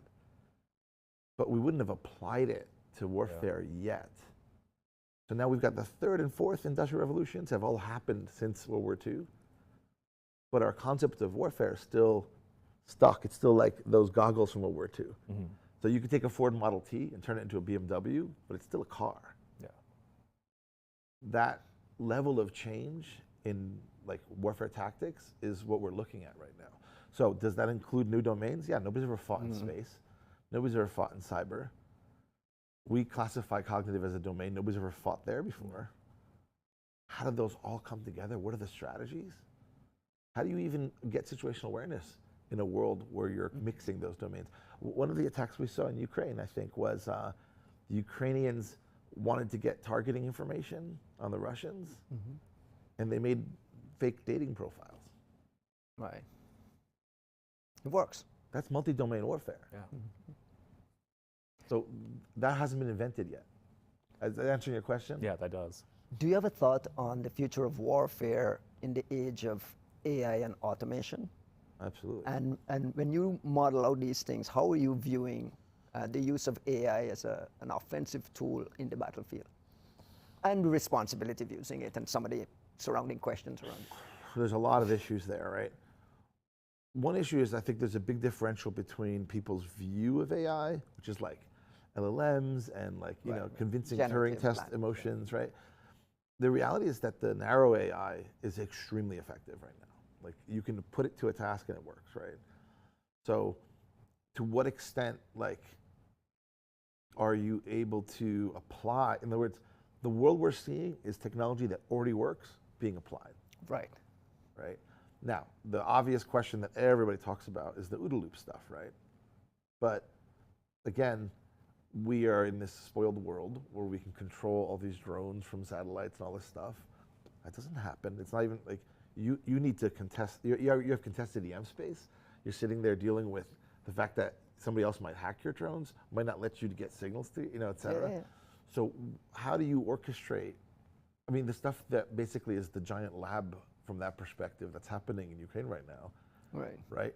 How do you orchestrate that? Right. How do you deal with the fact that, you know, I heard one analyst was telling me that even getting tanks into formation is difficult because it's such a lighted up battlefield. There's so much information from the drones that they can see you doing it. You can't even turn them to go in and attack. You're getting hit the moment you're forming. None of this stuff is figured out yet. I think that AI has, well, I'll go to one step later with it, which is one, the way that a free society will employ AI and focus on the collaboration between humans that they trust in, and the way that an authoritarian society employs on the battlefield, very different. It's not just a safety ethical thing, it's also how you trust your different parts of your military to work with you. There's a lot less trust inside of authoritarian military structures.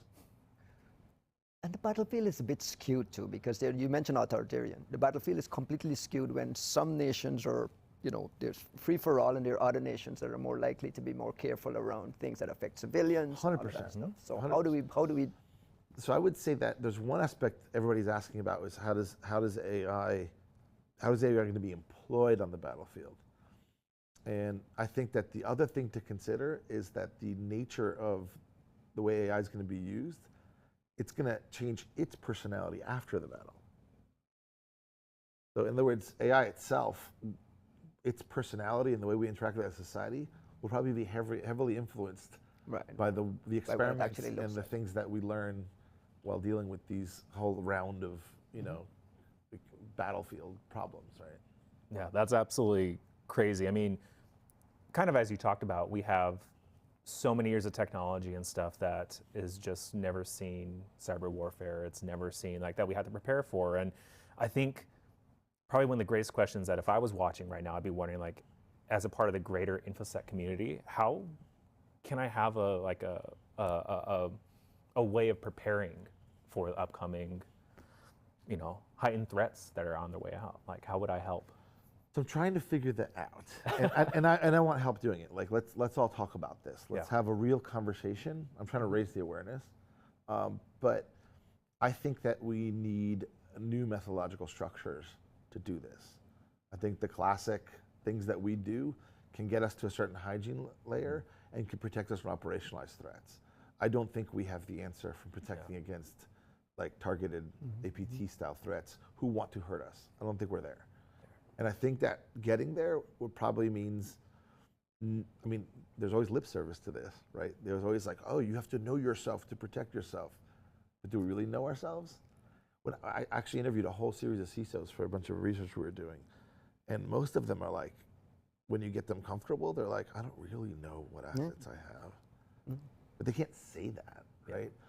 So it almost feels to me like there was a moment in the metaphorically speaking, there was a moment in the medical world where like evidence-based medicine changed medicine. And it wasn't just your doctor being like, I think you got that, right? They started to have to prove if they were being effective or not. We're not there yet, but I think we need to start creating methodologies that are more robust. And right now we're really concentrated. We have these like 1%ers who can keep everything in their heads. And they're like master hackers, and I love them. They're my friends, they're my community. I was raised with them. We can't replicate that.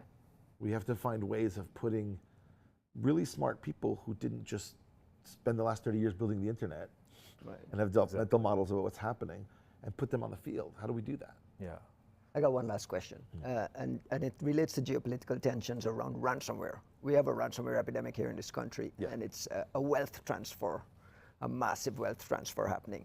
Do you have a thought on whether ransom payments should be allowed, should be banned, should be recorded? And what are your thoughts on this wealth transfer that's really affecting American businesses? I'm very passionate about this issue. First of all, I think it's a form of hybrid warfare.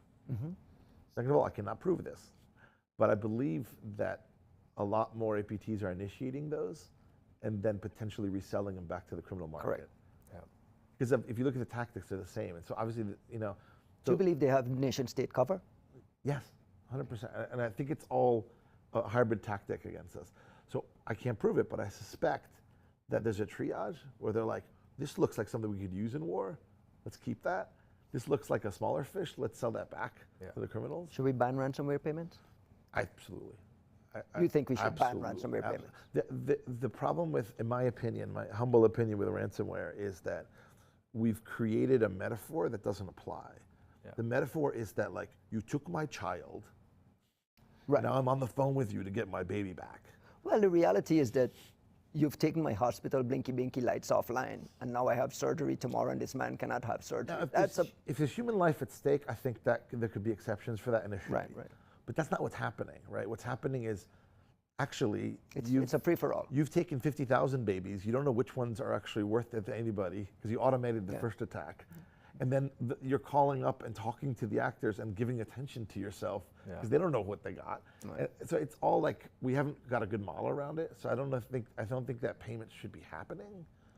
Like, unless there are extreme life exceptions. But there's some place for regulating it. And I think that the criminals know our playbook, and we're using the same playbook for years Forever. now. Yeah. I mean, does that make any sense? Or? Yeah, it makes sense. And Ryan, I don't know about you, but I could talk about this for all day. Me too. Like, we could be here for another couple hours. But Constantine, where can our audience find out more information about you? So I'm giving a talk on Sunday. So if anybody's around 2:45 at Election Village.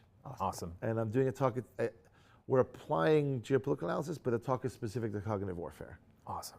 So I would love, feel free to come and check that out. Go check it out. It's going to be worth all the time. Thank you so much for your time today, and thank you for joining us. Stay tuned. We got more exciting content coming right up.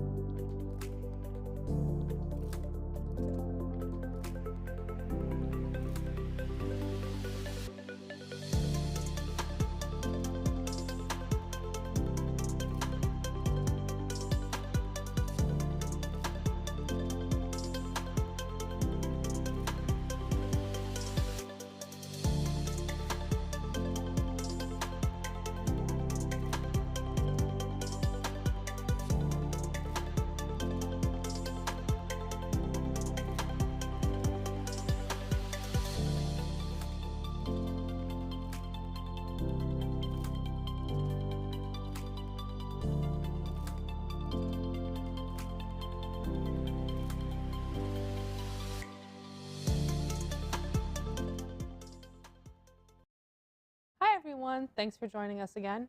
I'm Alyssa, and I have two wonderful guests here with us today. Both I've had the pleasure of working with. We have Seth Art and David Bravo. Seth is a Bishop Fox alumni, the author of multiple open source projects, including CloudFox and CloudFoxable, and also an avid soccer player. David is a security consultant with us at Bishop Fox, specializing in application and cloud security, and he's also proud to be Colombian. So thank you both for being here. Thanks, Alyssa. Thank you. Yeah, so before we get started in talking about the projects you have worked on and things you have done, is there anything currently that you're passionate about or doing? So I could start. In my new role, I'm getting to do a lot of security research, and I get to continue working on open source projects. So nothing I can share specifically just yet, but I'm just super excited about getting to do the things I love, which is basically security research and talking about cloud security. I heard a little birdie tell me that you're doing something here at DEF CON. That's right. Tomorrow from 4 to 6, I'm doing a workshop on exploiting AWS misconfigurations, and it's actually using CloudFox and CloudFoxable in the workshop. So it's from 4 to 6 in the Cloud Village. Awesome. And David, I've seen your talks, so I know you've given a couple as well. Yes. Anything you're proud of working on? I think just generally happy to be here, happy to be contributing where I can around the country, sometimes out of the country, and yeah, here to learn, here to talk. I love that. So we'll start with you, Seth. What motivated you to develop CloudFoxable? What did you do for CloudFox, and how the CloudFoxable enhanced the testing environment for cloud? I know we're saying CloudFox a lot, for the cloud security professionals. Yeah, so basically the way it worked is that we created the cloud security practice service line at Bishop Fox about 3 or 4 years ago, because we started to see more and more internal penetration tests without any Active Directory whatsoever. And so we knew we needed a new methodology. And so for a while we built methodology playbooks that applied to AWS and Azure and GCP and Kubernetes. But we wanted to have tooling to automate some of those repetitive tasks, and that's where CloudFoxable came from. And then that's where CloudFox came from. And then CloudFoxable is just a tool to teach you the art of cloud penetration testing, CTF style. So that was a nice follow-on as I was teaching more and more people at Bishop Fox. It just kind of became necessary to kind of create a test environment, and it was just a great opportunity to open source it. I know you just kind of explained it a little bit, but can you reword for the audience what the difference between CloudFox and CloudFoxable is? Yeah, CloudFox is a tool that you would use on a white box penetration test. You can use it actually on a black box penetration test as well. That wasn't the intention for it, but it kind of turns out that it works really nicely. If you compromise a cloud resource and you want to see what permissions that resource has, you can use CloudFox. So CloudFox is the tool, and CloudFoxable is a intentionally vulnerable Terraform code that you would deploy into your own environment to help learn the art of cloud penetration testing. And don't forget, it's a fun CTF.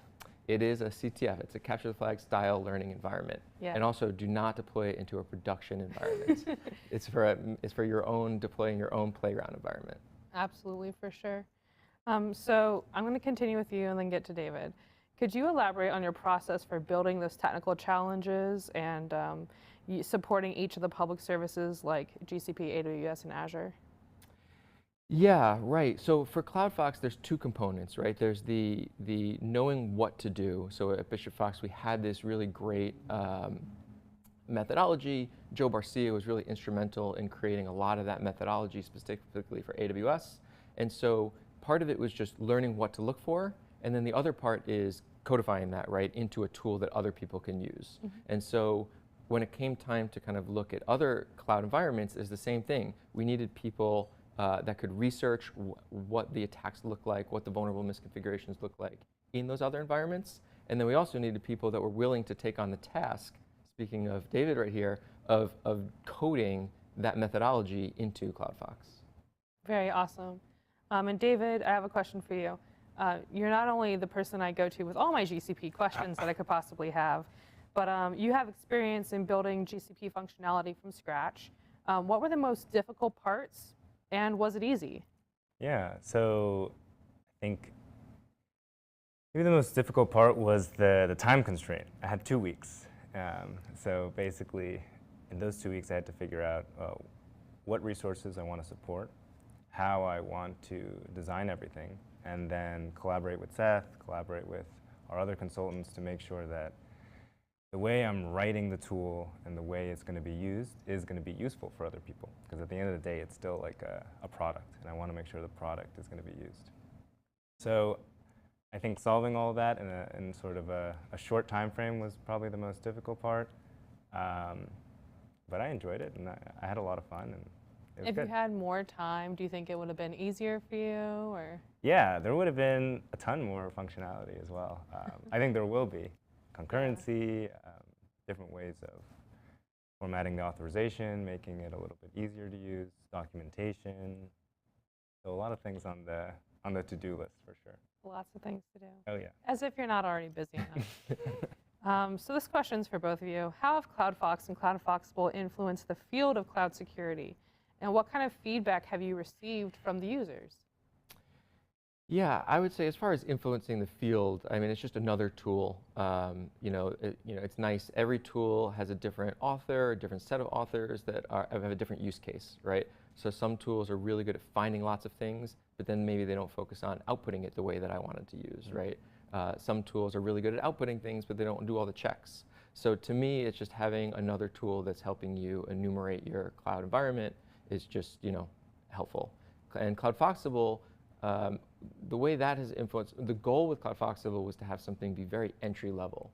CloudGoat has been around for a really long time. It's a great CTF, or it's a great learning environment, but it kind of, the bar starts kind of high. So the first like 5 or 6 challenges in CloudFoxable are very, very approachable. And that was kind of the goal there. And I have found that a lot of people really appreciate that it starts kind of from the ground up. I do, as someone who's used it myself. I needed the little baby steps, so I think that's pretty cool. So speaking of, if you could give some advice to people who are starting out in cloud pen testing, not just with CloudFoxable, but in general, where should someone start? Yeah, that's a great question.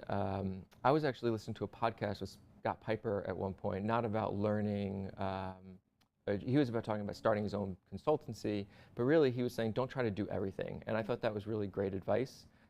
While I want CloudFox to be able to do Azure and GCP and Kubernetes and AWS, I chose to just focus my time and energy on one cloud. And I think that even somebody just learning cloud offensive security for the first time should pick one cloud, maybe the cloud that their organization uses, or maybe the cloud that if they're a consultant, that they see the most, and just start with one, and then you can choose to kind of broaden. But each cloud provider is different enough that it's a lot to learn. So I would say that's my best advice. Pick one. Okay, yeah. Must be different for you to say, since I think you're a master of all of them. No, not at all, not at all. I focus much more of my time on AWS. That makes sense, yeah. And then David, same question to you. Yeah, I think the way I try to learn generally, especially in the security domain, is to learn how to build the thing that I'm going to be tasked with hacking. And then from there are so many little intricacies, so many little things that I don't think I would have realized if I didn't try to build it. So trying to build an AWS environment, try to write a little application, like a little, like a chatbot or something, and actually deploy it into AWS. Use Terraform, use whatever tools are available, and just that process, you'll learn so much. You'll probably make it super insecure as well. So then you can go and you can hack it, and then you see there. I think that's what CloudFoxable does kind of well. If you go into the Terraform and you sort of start to understand what's going on behind the scenes and what's actually being stood up in your AWS environment, then you have a much better idea of how to hack it, how to assess it and analyze it. And so yeah, build stuff. Speaking of building stuff, what's the favorite thing you've built for CloudFox? Probably the GCP part. And yeah, I think in terms of like just the GCP part, there's a lot of, I think, work and interesting things to do in terms of the IAM and the permissions and being able to represent what principals have what permissions, which isn't as straightforward as some of the other cloud providers. I think I've begun that journey in the tool, but that's a part that I want to do well. And then the artifact registry part is also fun, because that came from a real world scenario that I think we actually worked together on that project, yeah, where a registry was public, and it was kind of intricate to get to that point in GCP, and sort of mirroring those experiences in the real world in the tool is pretty rewarding.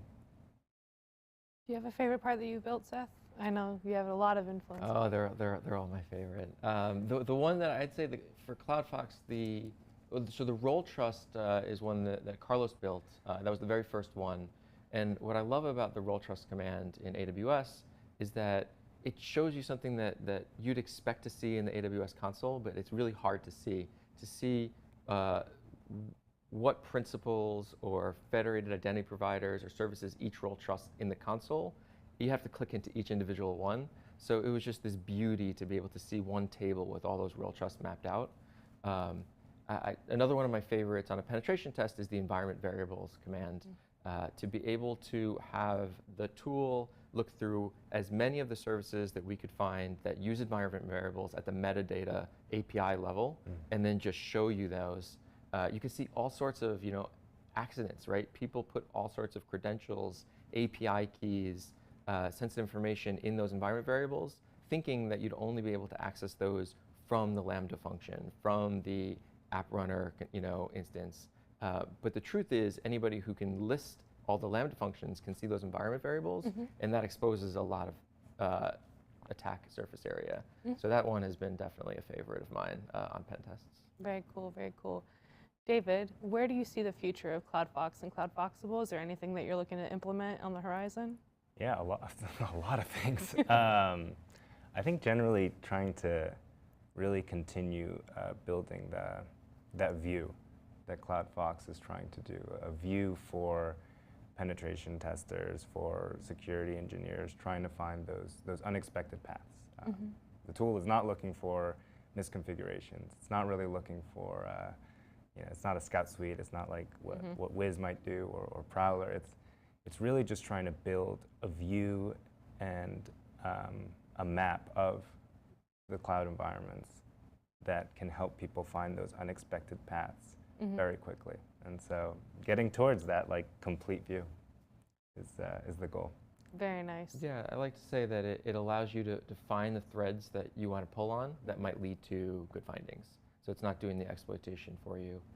One of the other big things about CloudFox that's kind of a big design principle is that it's not going to do the exploitation for you. So if it finds something vulnerable, like if it finds that there's a secret sitting in an SSM parameter somewhere, it doesn't grab all those secrets because you might not want to grab 1,000 of the client secrets, right? But it'll give you 1,000 commands how to individually grab the secrets that you need, which is a time saver. So a lot of the CloudFox commands for AWS, but also for GCP and some of the others, give you the subsequent commands in that cloud provider to kind of do the next steps, which is really fun. I like that. That's really cool. I know I'm putting you on the spot here, but there is a lot of people who have worked on CloudFox and CloudFoxable. Are there any shout outs you guys want to give to the people who've worked on it? Yeah, I mean, I could start and then you can kind of grab anybody I missed. But Bastian Fauer definitely has done a lot of CloudFox work as well.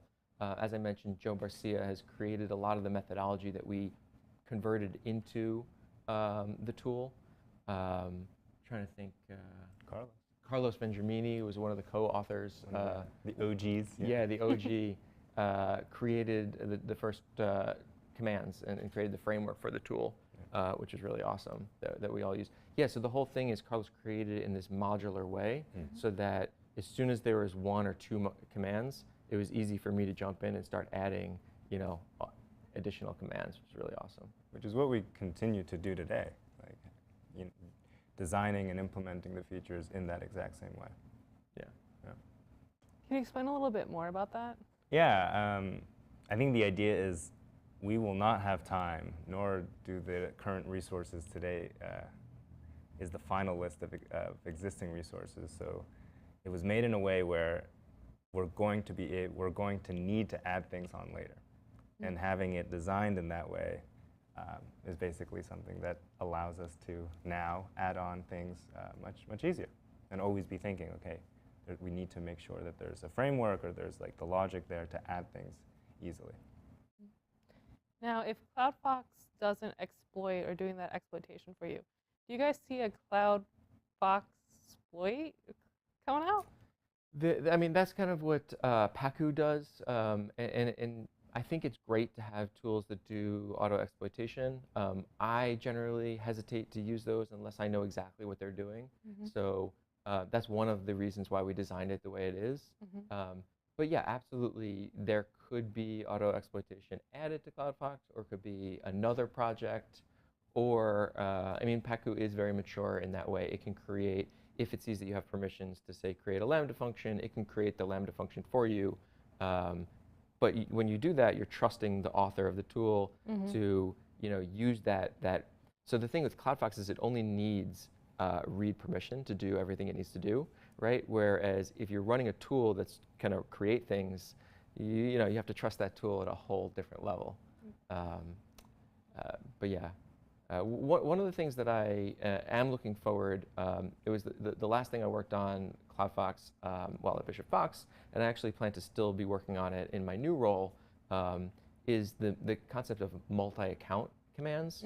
So CloudFox runs on each individual account, and when we do a cloud penetration test, we're almost never doing just one cloud account, we're doing multiple. And so what we do is we run CloudFox against multiple accounts. Actually, David added a cool feature. You can just give it a list of your AWS profiles, and then it'll just run against that whole list, right? But the data is kind of separate. So the newest command for CloudFox on the AWS side is called CAPE. It's cross-account privilege escalation. And what it's doing is it's the first command that takes data from multiple different accounts and tries to find exploitation paths that lead from one account to another. And it can even go from, it creates a graph. It basically uses PMapper under the hood. You run PMapper first, you run CloudFox, it takes it all together, and it can say that this principal from your dev account can assume a role into this principal in your staging account. Maybe they could do 1 or 2 or 3 Privest paths, and then that's how they can get to the production account. So I think there's a lot of room to go in that area for this multi-account, multi-project, multi-subscription type work. That's really cool. I didn't even know that was a thing. Yeah, it's very exciting. I'm actually going to be speaking at B-Sides Orlando on this very topic, and using this new feature in CloudFox. When is that? That's in October. October. Okay, Yeah. Cool. I have one last question for you guys before we wrap up. Where do you see the future of cloud security and cloud pen testing? Where is it going? Yeah, I think it's going to be way less config review-y and way more objective-based with a very large scope. So it's not going to be, we're not going to really get paid to go into an AWS account and find unencrypted instances. I think it's a little silly to pay us for that sometimes. But it's going to be more so, if we have a compromised developer, what's the blast radius? Or if the GitHub repo is somehow compromised, what's the blast radius? And it'll be, environments with maybe hundreds of AWS accounts or hundreds of projects, maybe even thousands, and trying to find the paths that are kind of outside the box there. And I think that'll be the future of cloud pen testing. Any input on that, Seth? Yes, I agree. Objective-based penetration testing is where it's at. You absolutely should be doing configuration review. You should be doing that nightly, daily, if you can. There are open source tools, there are commercial tools that do that. But the objective-based testing, when you want to, right, you're spending lots of money building controls. There's a reason you don't give everybody in your cloud accounts administrative access. So if there's unintended paths to administrative access, you want to know about that. And I think that's where cloud offensive security is going. I mean, that's what we've been doing at Bishop Fox for years, but I think that you're going to hear a lot more about objective-based cloud penetration tests, crossing between, people talk about multi-cloud, right? We have definitely exploited paths that started in one cloud provider, went to another, started in Kubernetes, went to, administrative access to a cloud provider, things like that. That's awesome. Okay, where can people find you guys? And what contact can they find you at? Yeah, so I'm at Seth Sec on most of the socials, Seth Art on LinkedIn, and I'll be here at DEF CON the whole time. Check out the Cloud Village. Come see my talk. Awesome. Yeah, I'm David Bravo on LinkedIn, And I'll be around here at DEF CON. I'm also in New York, so every third Tuesday of the month in the East Village, you can go to NISEC, and we'll have a few beers together. And yeah, that's where you can find me. Awesome. Well, thank you guys for coming. I really appreciate it, and I hope everyone got to learn something today. Thank you. Thanks, Alyssa. Yeah.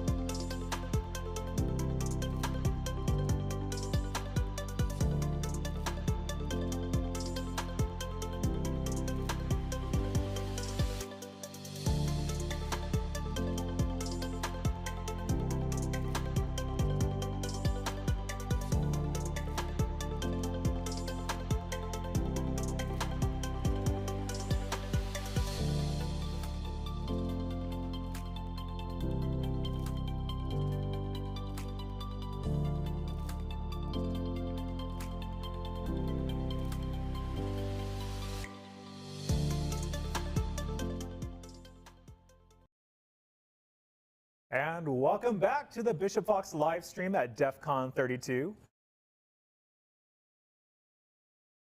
Managed services at Bishop Fox. And for this panel, I'm very excited because we have two very distinguished guests with me today, Dr. Amit Elazari and Harley Geiger. For those at home, could you each maybe give a brief introduction? And yeah, absolutely. So pleasure to be here. This is so exciting. We are live broadcasting to you here from DEF CON, and I'm excited for this conversation. My name is Dr. Amit Elazari. I'm the CEO and co-founder of Open Policy, and we at Open Policy democratize access to government affairs value. So we are creating the first technology platform for policy intelligence and engagement, and allowing unicorns and innovators to understand what's coming from cybersecurity policies that are impacting them, and allowing them to engage in the conversation. I'm excited to be here. And I'm Harley Geiger, and I am a cybersecurity attorney at Venable LLP, which is a law firm. I've been working in the area of cybersecurity law and policy for about 15 years.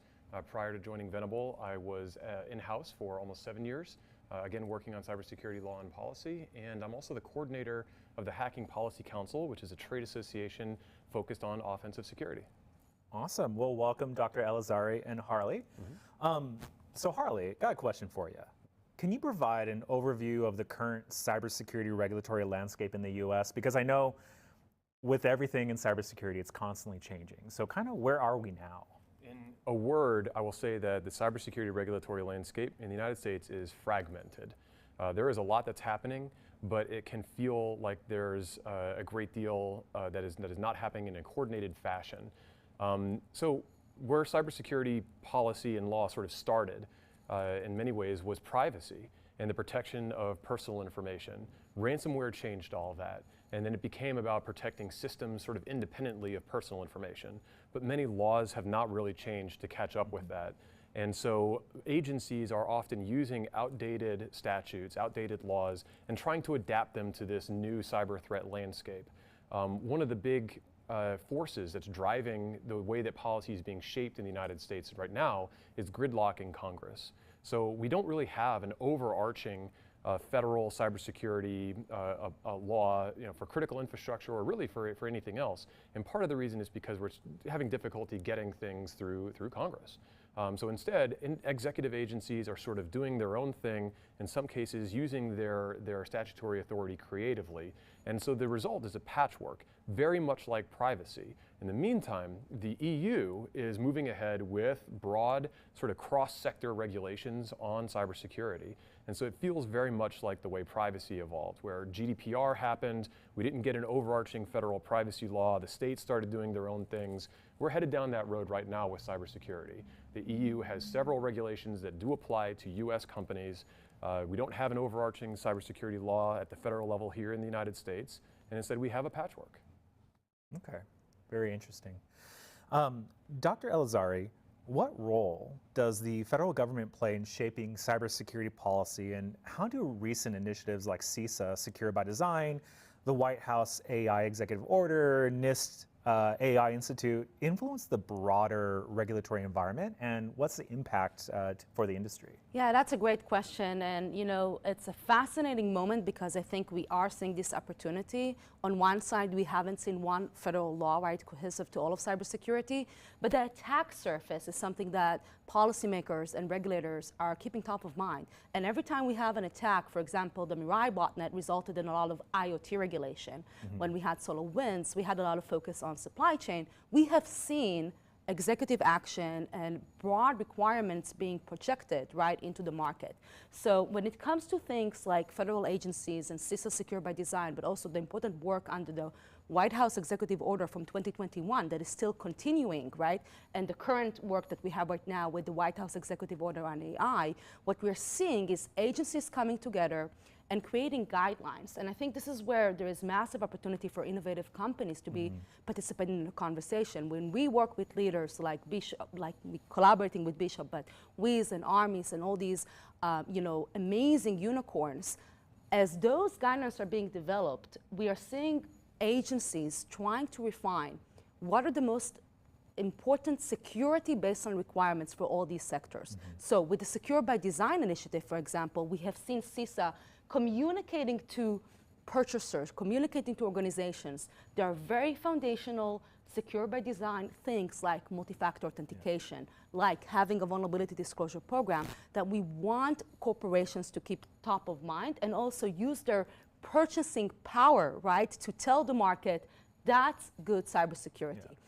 So that's some of what we've seen. For me, one of the biggest trends, building on what Harley just mentioned, is this movement towards product security, IoT security, a focus on critical infrastructure and OT. In one word, we are moving into a world of robust incident reporting regulation. In Europe, we have an AS2 directive. In the United States, we are implementing CERCIA, federal law for incident reporting, and where the opportunity is for organizations to be ahead of the curve by understanding your own posture, by adopting those offensive security best practices, so they know they've actually deployed good quality controls and they are being ahead of what's coming from a regulatory perspective. Yeah.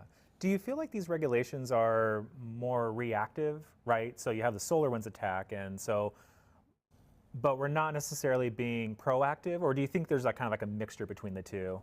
You know, I love this question, and I would also love to hear Harley's point of view, but I think there is this misconception that regulation is always behind. And that's true. You know, we are seeing attacks and then a wave of policies trying to address a particular issue like supply chain, Log4j, open source, Mirai, IoT, but regulations are also creating business opportunities. So let's take a very concrete example with offensive security. We now are seeing wave of requirements with pen testing, with really concrete requirements in DORA and other places to have those, you know, offensive security measures and controls and doing those testing, and that is driving demand, right, for cutting-edge solutions like Bishop's. So I agree with that. I do think that a lot of regulation in the United States, at least, is somewhat reactive. That we tend to see greater focus on the need for cybersecurity preventative measures after a big incident. But in the meantime, we do see a lot more proactive work being done in Europe and to some extent with states. And there are a few federal regulations that are trying to be proactive. But a good deal of it is also, you know, in the wake of a big problem. Yeah. Well, and I think that's always part of the problem, or part of the challenge is, one, you obviously need to react to what's happening. And then two, you also got to kind of have that crystal ball to figure out what's going to be coming next and trying to stay ahead of it. And I think, you know, overall having great security hygiene, you know, doing your, you know, your proactive penetration tests and stuff like will help you kind of stay ahead of that. But it's always an interesting thing to see, to watch the landscape of policy change. Well, I will say, regulations aside, there are a lot of voluntary initiatives in the United States as well, and those voluntary initiatives are very proactive, in fact. They're a lot more flexible than regulations or laws. CISA puts out a number of them, as well as a lot of regulatory agencies, and those are actually quite forward-looking. Yeah. I've always been impressed by the CISA stuff, and so. For both of you, can you guys highlight any recent changes in the U.S. cyber policy, and kind of taking out that crystal ball again, what do you think is going to be happening in the near future? So I'll cite two, if you don't mind. One is CERCIA. So this is the cyber incident reporting for critical infrastructure. And this is a law. It is in the process now of being implemented. It will become something that many companies in critical infrastructure sectors have to comply with. Not owners and operators of critical infrastructure, but if you're in the sector, which is a lot. That will be in 2025 or so, which may seem like a long ways off, but it's coming. The second is developments at the Supreme Court.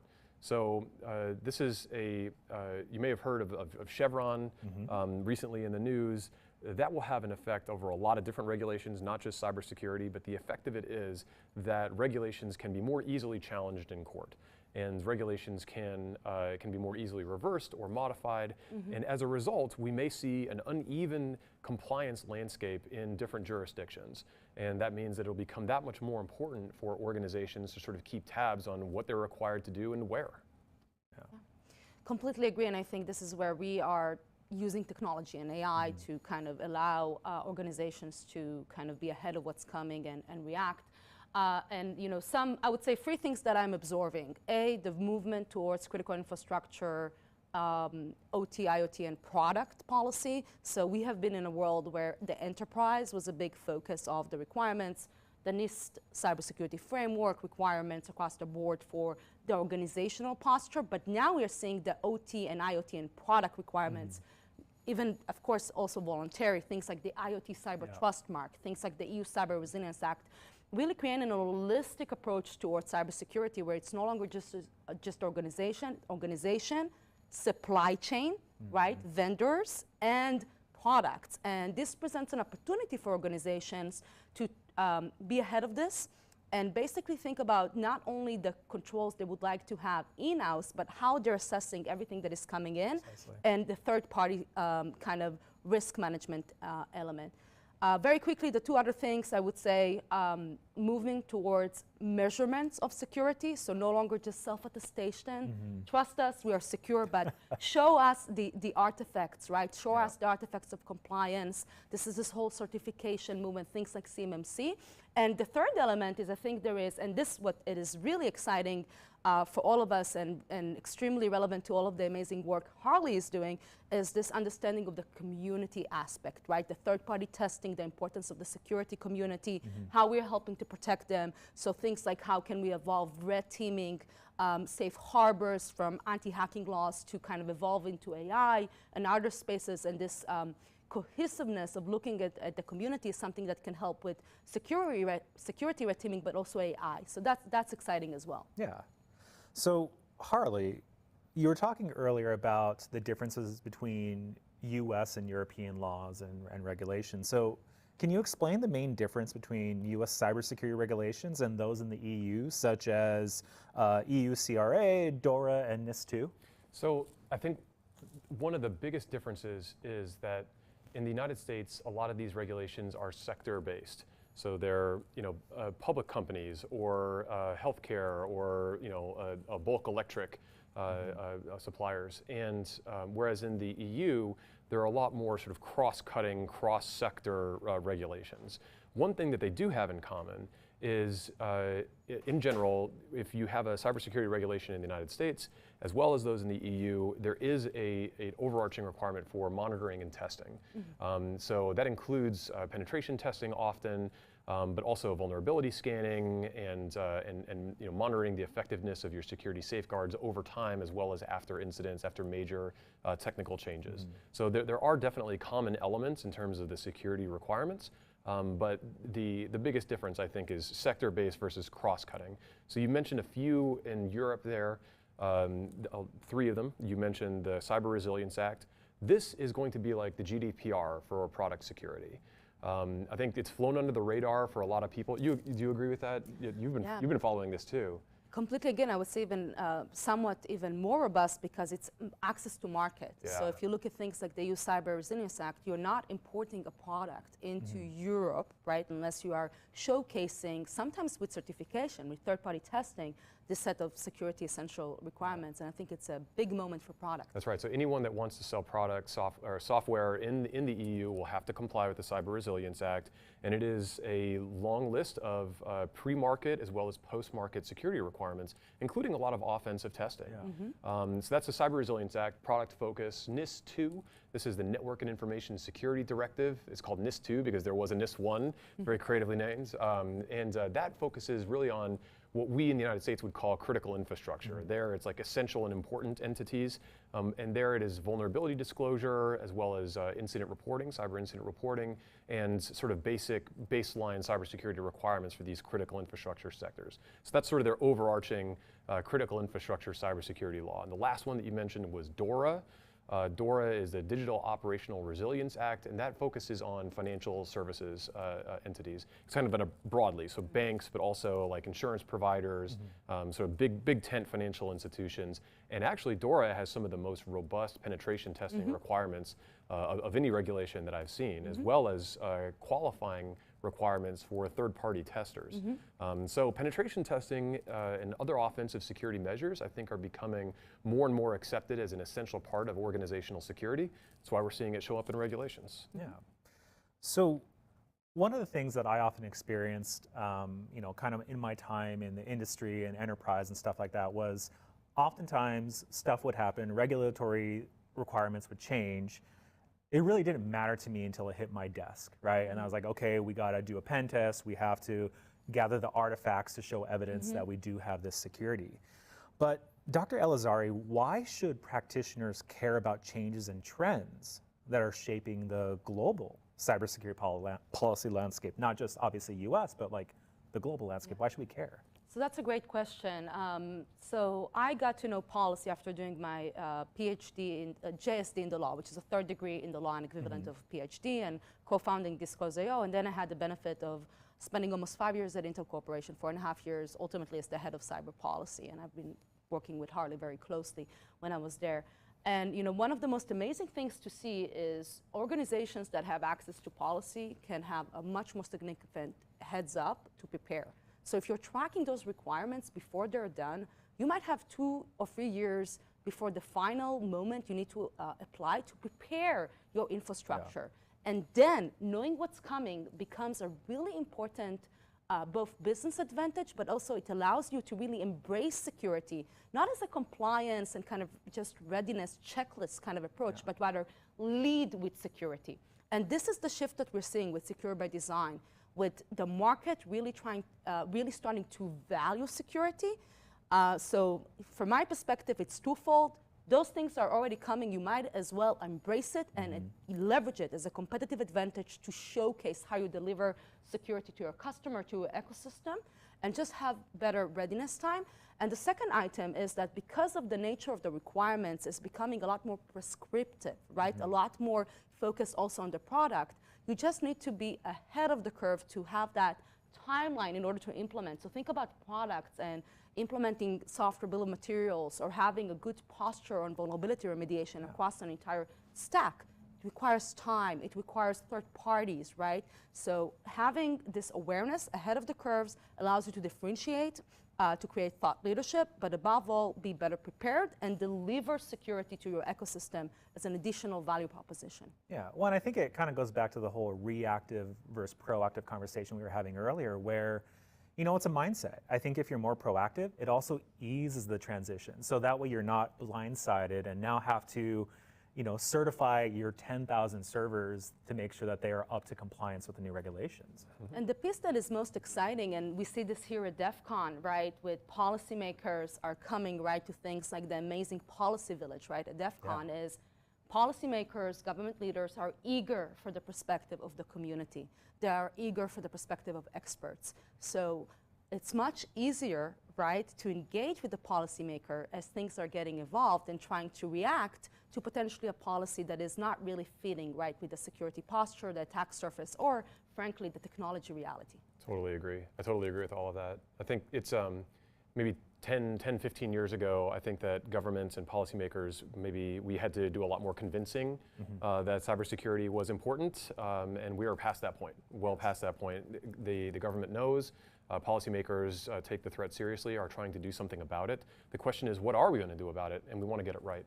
Yeah, exactly. And I think there really needs to be a conversation, right? We need to have a seat at the table.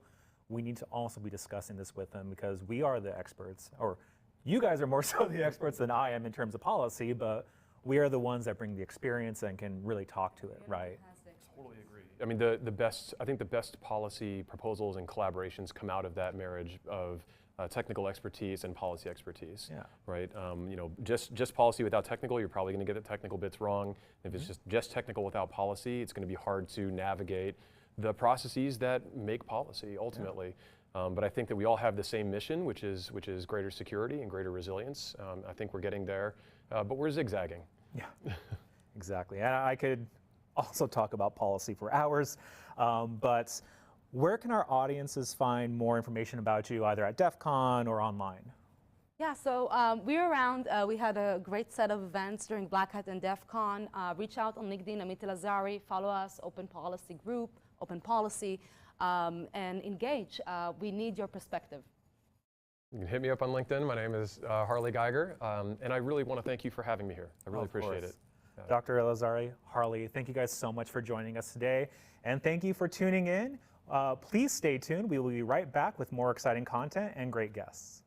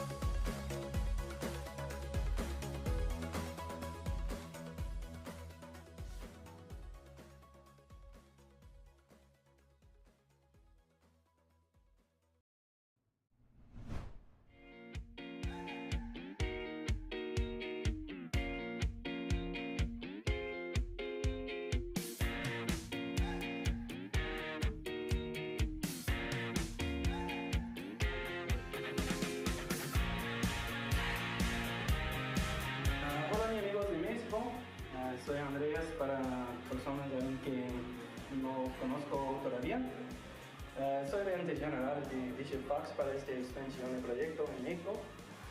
Yo creo en México. This started as a classroom assignment for me. I did this as homework. I started to research Mexico because I had a teacher who believed in Mexico. And my first visit, I met Sideco, I met Tec de Monterrey.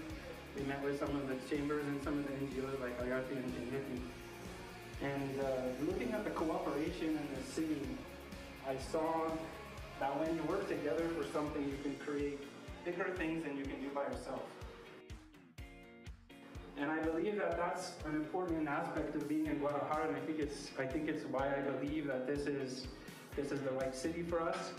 And I'm very excited to share that with everyone, basically.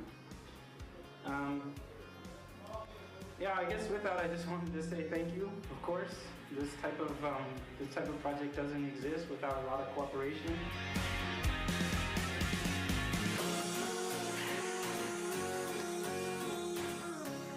And it's with her support that we were able to do so much to support this and make this happen. So with that, bienvenidos a nuestra oficina en Guadalajara.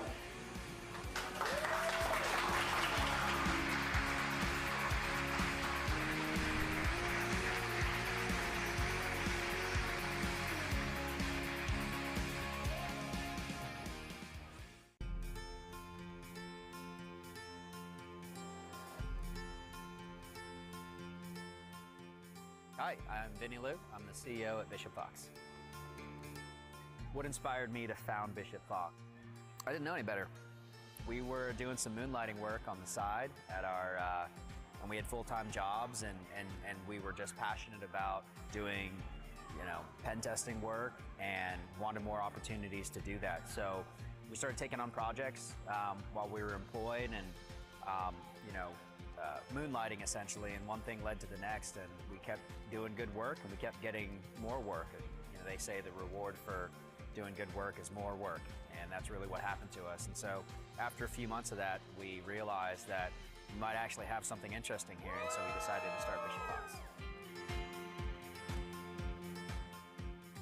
Something that's really unique about Bishop Fox is the amount of talent that we've aggregated into a single organization and single firm. And it's important for us to know that we'll always be able to learn and get better from our peers and the other people that we're working with in our day-to-day jobs. And so that's something that really sets us apart, and something we continue to foster and encourage within Bishop Fox as a team and as an organization.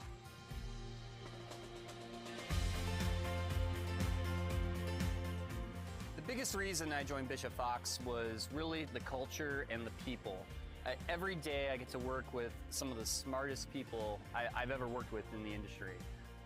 And the culture here is just fantastic. It really feels like you're part of a family, you're part of something bigger, and everybody really believes in the same mission, which is really safeguarding our digital world. Leadership and the folks that are in this organization are some of the smartest people in our industry, and some of the reasons why a lot of our clients today are with us. The people here are amazing. The people here are actually the reason why I came here. The culture, the team, and how it works together for each other rather than for themselves. It's a very unselfish culture. You're not going to find better people here than any other company I've ever been in my entire career.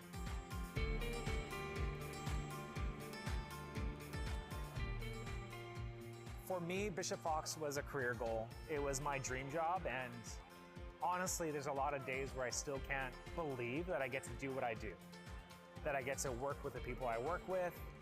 If you're somebody who's thinking about joining the company, if you're thinking about maybe I should go over to Bishop Fox, do it. It is a life-changing event, and it is, I've found my home.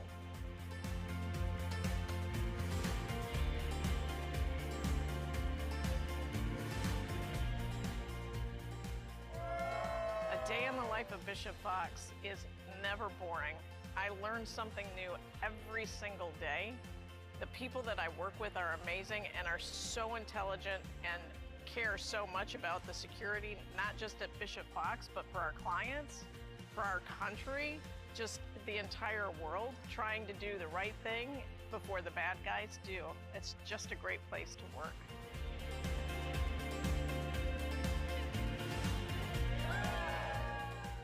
think the thing that I love most about Bishop Fox is the people here.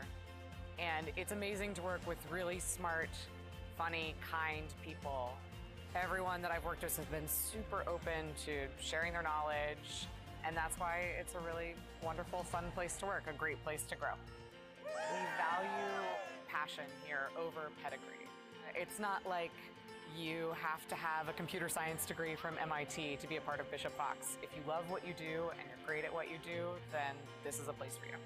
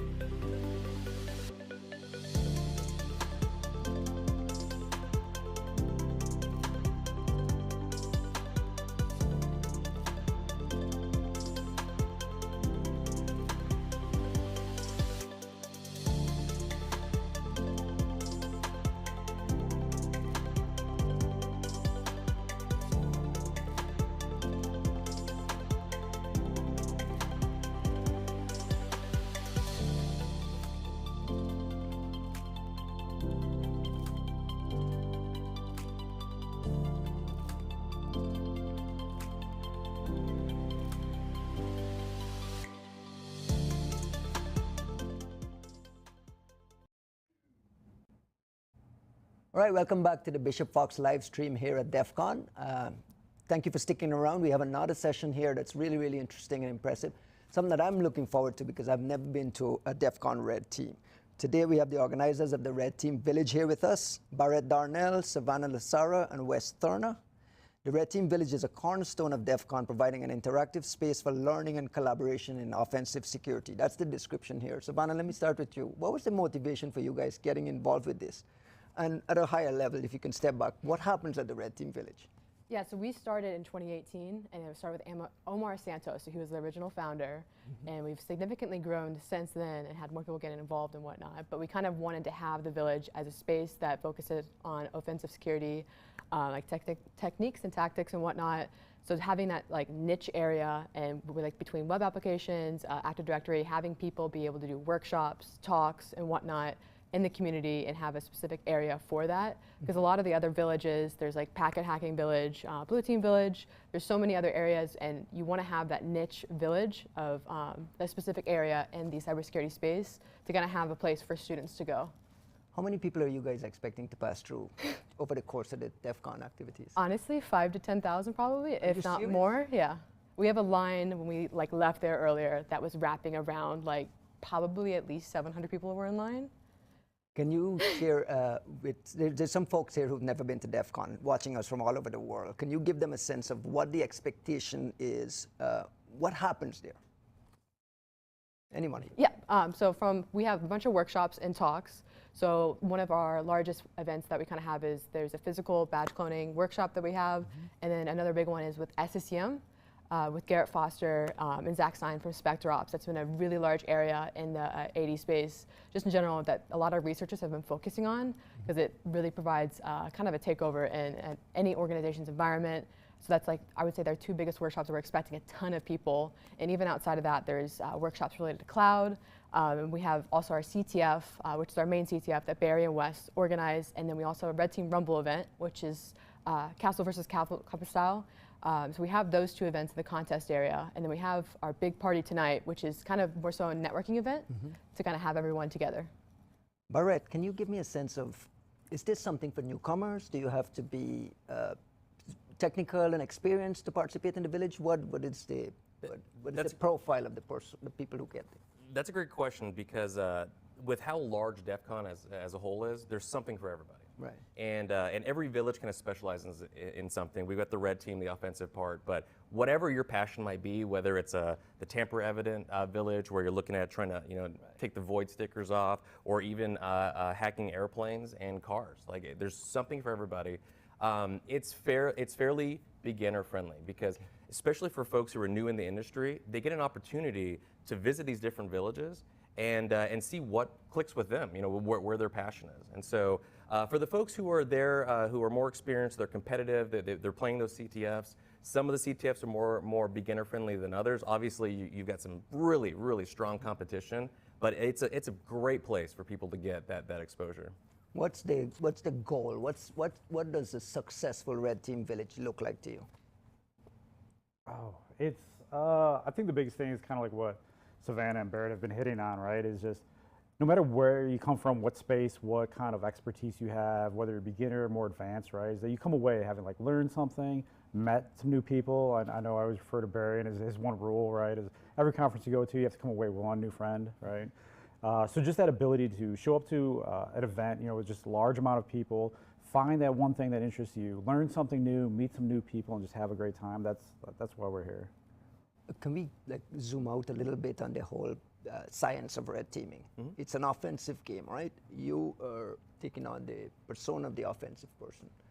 Is that an attractive entry point for people getting into security? I mean, it's a sexier part of it, but is it easier to get into security through offense, through defense? You have some thoughts on? I want to take this one. So the easiest path into security is usually through the defense side because there's a lot more defenders, and that's where you get a lot of risk. Oftentimes you'll see that folks they want to transition from blue defense to red offense, but it takes a really deep skill set to get there. There are many avenues there, but that's usually what you would see is that someone's maybe first job in security might be at a SOC. Correct. They pick up a lot of skills. They're actually seeing what the attackers are doing, and then they get interested in that. And so then they build up those skills, and then they try to make that transition to the offense. Is it an easy transition? No, not that easy. It is not. It can take years. Say again? It can take years to make happen. How do people, like, how do you recommend folks like speeding that up or making that a comfortable transition? Oh, there's one of the hardest part is there's so many avenues, right? Everyone takes a different path to get here. There's a lot of different variables involved, but the biggest thing is a lot of that determination, right? Just that focused effort. A lot of it comes through just opportunities or training, right? So, like, how do you get that experience, whether it's through training or through just the ability to kind of, you're at that particular role where you have that opportunity to jump over to another team. And that's where it's like the hardest part, but it's just finding that opportunity, that determination. And I'll tell you, we've had a lot of people come through the village, volunteers, meet people, and then find their next, position, next role after that. Savannah, what are some of the key highlights and events planned for this Red Team Village that you're most personally excited about and you think people should really pay attention to? So like I was mentioning earlier with the badge cloning and then also the SCCM what workshop. happens at the badge cloning? So we have a few guys that are going to be literally taking out everything that you would take on site for a physical pen test, or if you're on a red team and you have an on-site portion where you have to kind of get into the building and drop a network implant type of thing. But they have so many different, like there's $15,000 of equipment that they brought that's all configured to be, like if you had access to this, you'd be able to get into any building basically. So I think it's really cool to get exposure to that, and not many people would be willing to bring that type of equipment on site. So they probably brought like R90s, which are I-class readers, and a few other types of readers that people can kind of get an idea of, because some people can't always get those types of items right now, and kind of getting to check them out like in person I think is really helpful.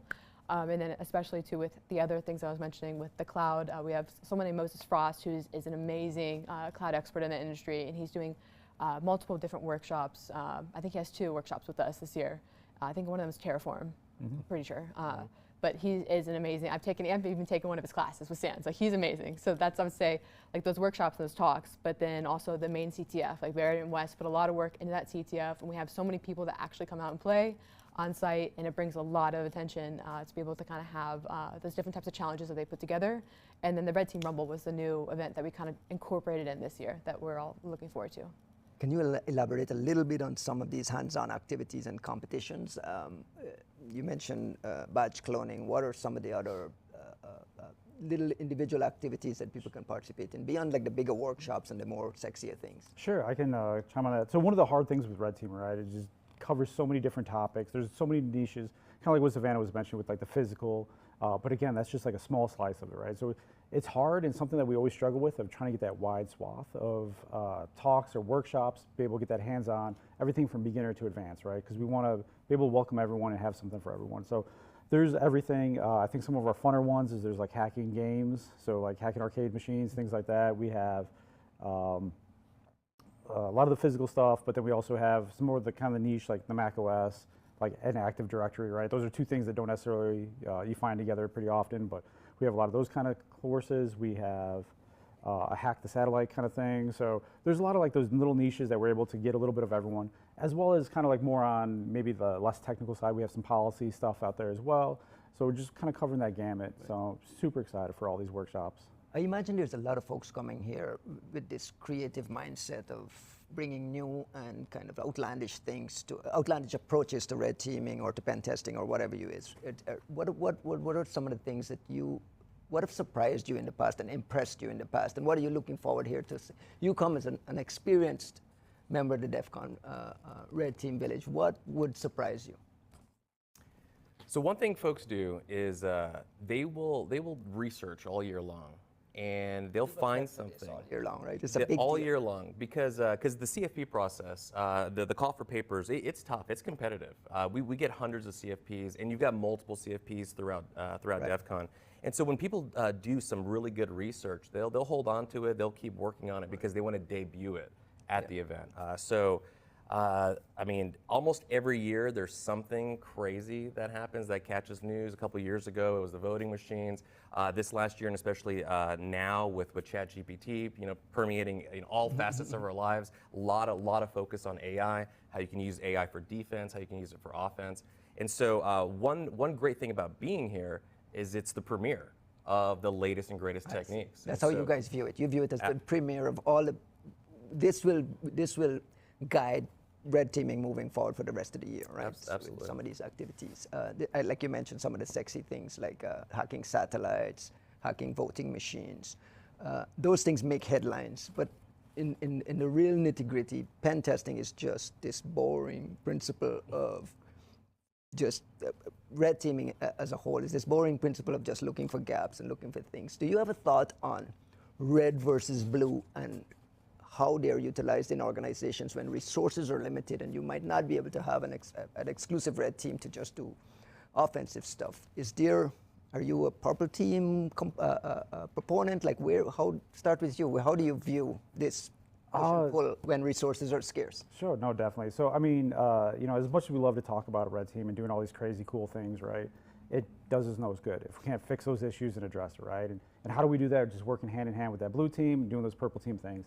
And I will tell you, whether it's through our event, which we do have a red team, blue team panel, kind of walking through some events and scenarios, both in the red team village as well as another one in the blue team village this year, from kind of like a personal, professional kind of aspect, like, I get the most reward from doing purple team kind of engagements, working hand in hand, because you get to see that like quick feedback loop of, hey, we identified this issue, we worked with them, got it fixed and addressed, I tested it again, it's actually been remediated, like that is huge. Do the two activities have to be independent of each other, or can they be done simultaneously? And should these two teams should it not be one team? I love it. I love it when it's purple team, I love it when they're coming together, right? Sometimes though, just competing business objectives, right? Just depending on the organization, what you have to focus on. Sometimes there's other things that that overlap doesn't exist for between the two teams, right? So like maybe full-time, depending on the size of the organization, you can't have a full-time purple team. But if you can, that's a possibility, like that's best of both worlds. But a lot of times I think it's, as long as you're able to bring the two teams together, at least occasionally throughout the year, kind of, regularly scheduled events, and that's perfect. Savannah, are the teams competitive, red team and blue team in organizations? Because I look on Twitter and I see people boasting about, oh, I caught those guys, and the blue team guys got caught. I caught them, and I have the trap to catch them, and there's this push and pull. Is it a competitive thing internally when you're participating? I think it depends on the relationship with the teams. Something on this keynote me and Barrett were on earlier, we were talking, Barrett mentioned that having that good relationship with the blue team. So some people will have that type of dynamic, and but you can also kind of turn it into a fun dynamic where you're working with the blue team on seeing, am I triggering specific things, or if we're doing a fully evasive type of engagement, like where we go through the engagement ourselves, and then we try to walk the blue team through, this is exactly what we did, so they can kind of trace back our steps to kind of give them insight, because I personally love also getting the blue team's insight as to why something would get picked up, and kind of diving deep into how they would understand it on their side. Because a lot of people in our industry will sometimes like just throw things at a wall, but then they don't necessarily understand like how to see it on the other side of whenever someone's picking it up or creating those types of detections and whatnot. So it's really cool to be able to interact with the Blue Team Village. And Wes and Corey put together that panel that he had mentioned, which I think is going to be really great this year. And Barrett, the counter to that, just quickly, the counter to that is adversaries don't think purple and blue and helping you along. That in a real world scenario, you have an adversary going for the CEO's inbox, right? And there is no room for interplay there. Is there any validity to that red and blue needs to be separate and they need to be completely competitive and fighting at all times? So I think the ideal relationship between a red and a blue team is their sparring partners. Right. Right? They spar on the same team. On the same team to get each other better. When we get caught, we go back to our tradecraft and we see what we could have done better, where we made mistakes. When the blue team doesn't find us, then they go back to their detections and they start working on those. And our whole goal is to be ready for the real adversary. And what we're doing is we're training to improve both teams so that when the adversary does come along, we have the detections in place. We have a good incident response. And that's how we've helped facilitate that as red teamers. Why is red easier? So much easier. Yeah. So, I mean, I'd say like the age-old saying, you know, right, is defense, right? Blue teams have to be perfect all the time, right? 100% perfect. Is that true, though? I think for the most part, you got to be perfect. And then for the red team, you know, kind of what Savannah was alluding at, you know, sometimes, you know, you get a little desperate. Sometimes you throw anything at a wall and see what sticks. But, yeah, you just have to be right that one time. Once you get in, then you can leverage that and, you know, depending on what environment you're in, you can expand on that. So there's a little bit of that in general, but I think it's funner though. I enjoy it. And it's easy. You're not really working when you're having fun. Should security programs view red teaming, blue teaming, purple teaming in the context of assumed breach? We assume we've already been breached and we're mitigating impact and we're trying to limit privilege escalations and moving across domains. I think that is the most cost-effective way to do it versus spending a lot of time trying to, you know, find that initial access point, you know, especially if you have a great AppSec team, you have a great blue team, they've been doing this for a long time, very mature teams, right? It can be hard to find that initial foothold. Whereas with an assumed breach scenario, you're able to quickly just start from that point, and then both teams can quickly move through an exercise without, you know, wasting any kind of time. It's very cost-effective doing that manner. Why do we have a ransomware epidemic when you're talking about modern security programs doing all these testing? And every day I look online and there's a new big organization. Microsoft is breached. It feels helpless. Is that a fair assessment of where things are? I don't think it's helpless. It is concerning. We mentioned, right, you got to be right all the time. There's always going to be some kind of gap. Right. And in the past, adversaries would take that gap, they would take their time in that network, they would start looking for that important information. But at some point a few years ago, they figured out, well, rather than being sneaky and trying not to get caught, let's just run through this network as fast as possible using automated tools and ransom everything, and then make our money that way, which is just, it just comes down to a better business model from their perspective. Pretty indefensible too, right? Because computers have to talk to each other, right? We have to have services available because there's vulnerabilities. It makes everything on the other side much harder these days to make sure things are secure. Savannah, how much is AI, LLM tools leaking into your world and becoming an important part of your arsenal as an offensive tool at automating offensive capabilities versus, I'm not talking about like breaking LLM models and there's different components to it. Are you starting to really invest in using LLM tools to automate things? I think a lot of people in our industry are taking advantage of it to an extent because I can't see AI completely replacing how we think at all. But it's very useful for different aspects of if we want that like initial help with, say, like collecting information or using some of like the RAG agents to like generate out information that we're kind of feeding it, building off of those models. But I would say you still need that human there to kind of identify what's the best path like for an engagement. But I would say like leveraging AI for different like the tedious things like to kind of help with an engagement, but nothing that is super like high intensive or anything like that. It's helping to write your assessment reports too, right? I mean, you Yeah. can dump Play the fifth. Definitely the bullet point. That's the biggest use case right now for generative AI. It's basically dumping spreadsheet into a ChatGPT type tool and saying, write this report for me. It helps, right? Can't confirm or deny, but yes. Play the fifth. What are some future plans? We're running out of time and I have a lot of things here I wanted to get to and I know we kind of get diverted, but what are some future plans that you guys have for the Red Team Village? What can we look forward to next year and the year after? How are you expanding this thing? I think that we definitely in the future want to be at even outside of DEF CON, other large events. That's something that we've kind of started exposing ourselves to this year, and we kind of want to still build off of that and be involved in more events. It's all volunteer driven, right? Yes. So we had about 90 volunteers and then about 20 core folks that are all a part of putting the village together. We would not be able to have the village without everyone who helps. Everyone does this out of their free time. Like no one is getting, like it's genuinely, like, we just love to give back to the community and see people grow. But being involved in more events is something that we really want to get involved with outside of DEF CON. Like DEF CON's the biggest event of the year, I would say. Do you have an idea where you want to go yet? So we did Hackspace Con, Barrett and Wes and a few other people from our core team did Hackspace Con. And there is another event I think we're trying to go out to in Brazil at the end of the year that we're still trying to coordinate and going to get together because DEF CON is a lot, so we try to give our people a break after DEF CON. But the demand for this is beyond DEF CON, right? Yeah. I mean, all over the world, I'm sure you're hearing from folks all over the world. When does everything ramp up and start? Today? It's going. It's going right now. Yeah. It's going great. Yeah. What message would you like to send to folks coming there to like make the most of the experience? Is there a single thing that if I walk in there today, what would you recommend I go do to, embrace this community? The first thing you have to have is patience, because the lines are long. Oh, really? The lines are usually around an hour to 2 hours long to get into some of the more popular villages.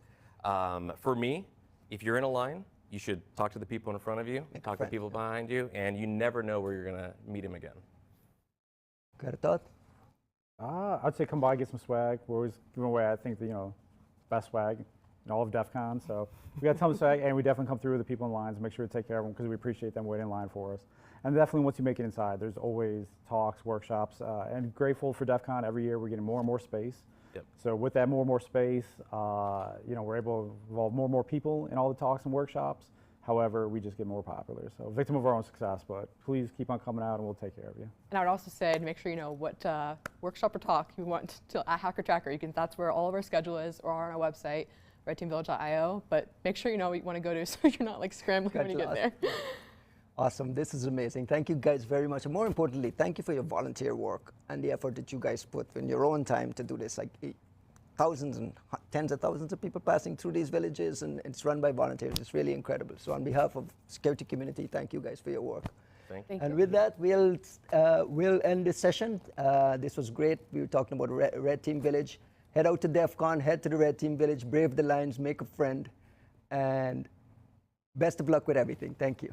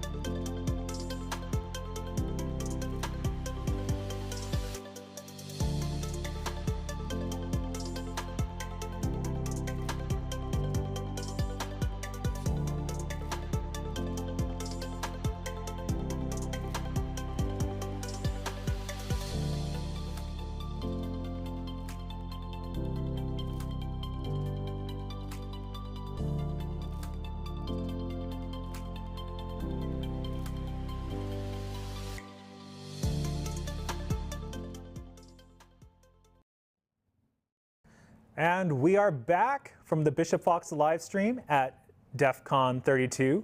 My name is Zach Moreno. I am one of the practice directors of consulting here at Bishop Fox. And with me, very excited about this, is Gareth Heyes from Portswigger. Gareth will be speaking at DEF CON on splitting the email atom, exploiting parsers to bypass access controls.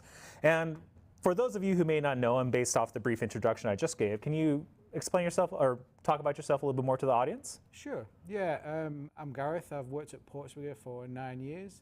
I'm literally obsessed with XSS attacks. I also cover a wide range of stuff like browser flaws, CSS-based attacks, CSS exfiltration, that sort of stuff. I'm a full-time researcher, so I'm not really a pen tester, but what I try and do is find flaws in applications and let other people find bug bounties with those with that research. Very cool. Well, welcome. Excited to have you. Nice to be here. Yeah. So what can we expect from your DEF CON presentation on, again, splitting the email atom, exploiting parsers to bypass access controls? Yeah, well, this is like some really cool research that I'm really proud of.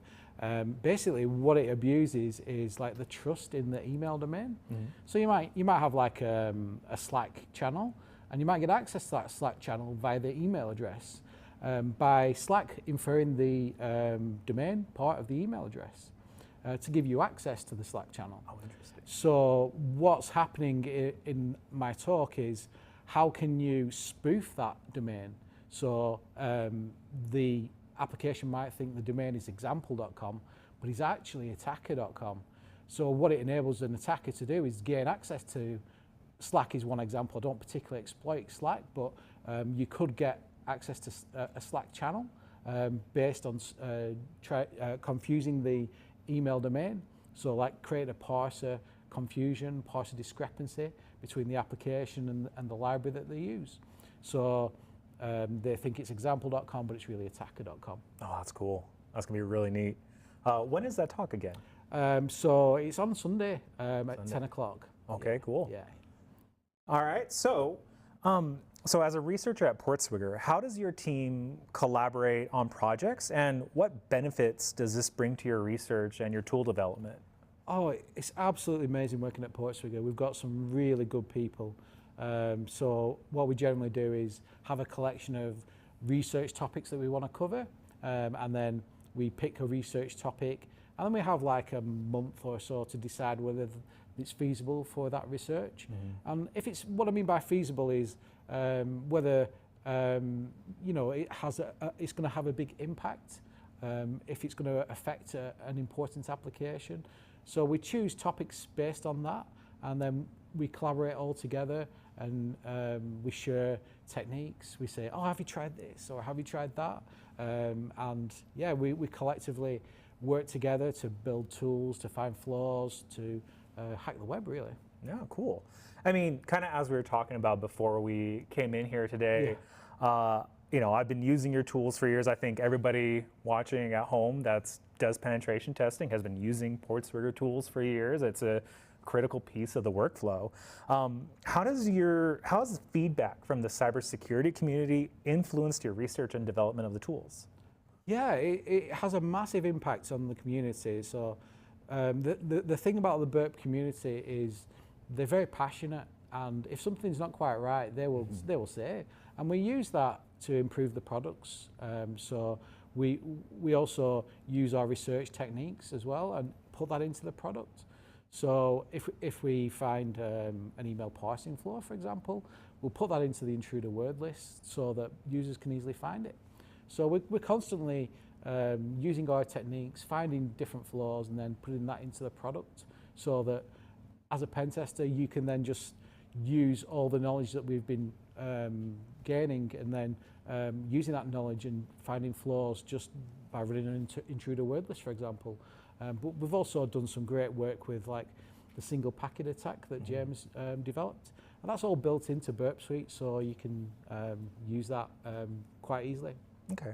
And I think one of the things that I know at least I really appreciate is the extensibility of it, right? Yeah, yeah. The fact that, you guys might not have written the feature yet, but if like I see a particular use case, I can extend it and write it and then publish it and make it shareable. Exactly, right?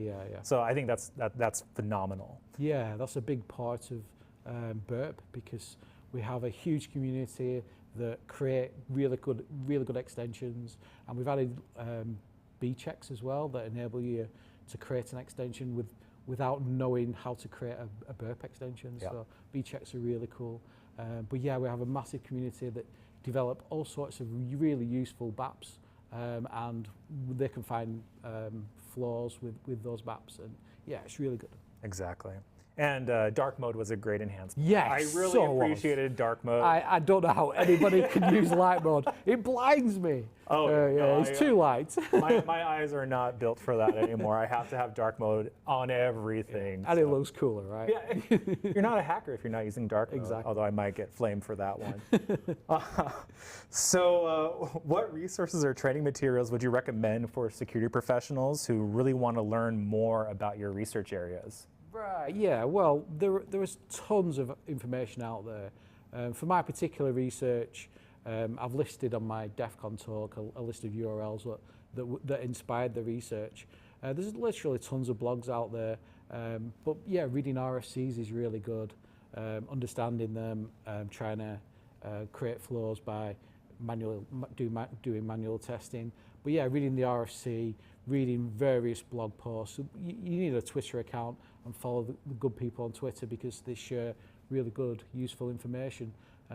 We've got like a Discord channel that we're going to make public soon as well, where all the Burp users can connect and talk to each other, which is really cool.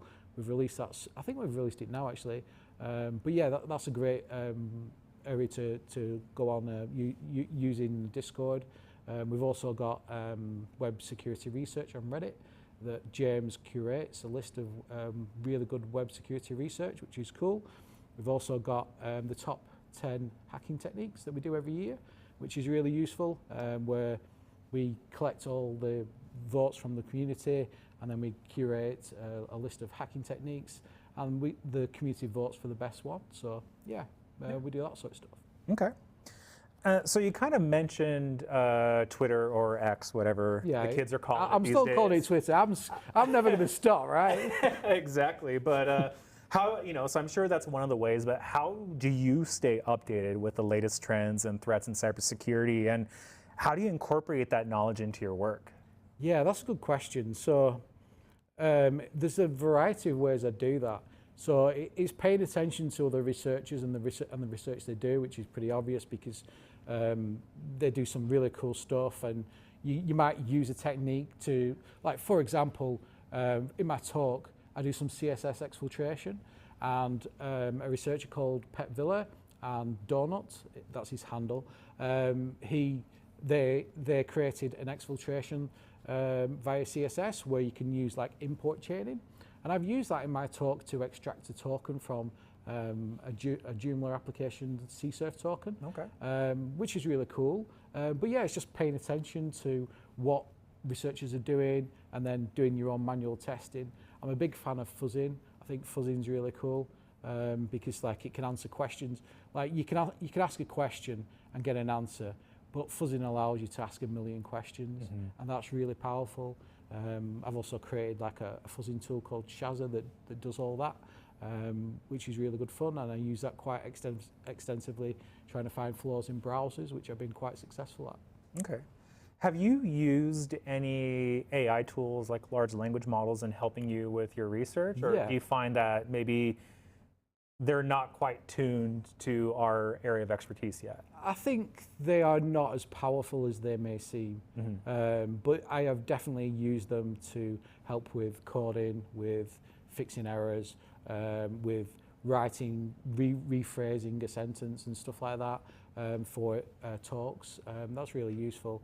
But as far as using them for hacking, we've tried a lot to incorporate AI into the research team, but it's just not quite as powerful as it could be, because the stuff we're trying to target is the obscure stuff, things that don't exist out there at the minute, and the AI can't really handle that. Yeah. You can give it prompts that say help with this particular flaw, but it doesn't really understand the flaw because it's never seen this flaw on the web because it's something new. That's the whole idea of research.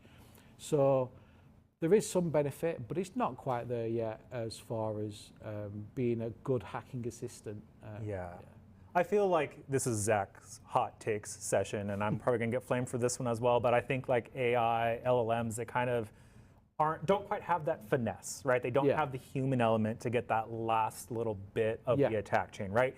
They're great at so much of the other stuff. Like it's just like with automation, right? You can get most of the low-hanging fruit. But you're not going to replace a human with a scanner, right? You still need that human element that can, you know, find that finesse, right? Yeah, the LLMs are based on prediction, and if they've not seen what you're trying to do, then it's difficult for them to give the correct answer.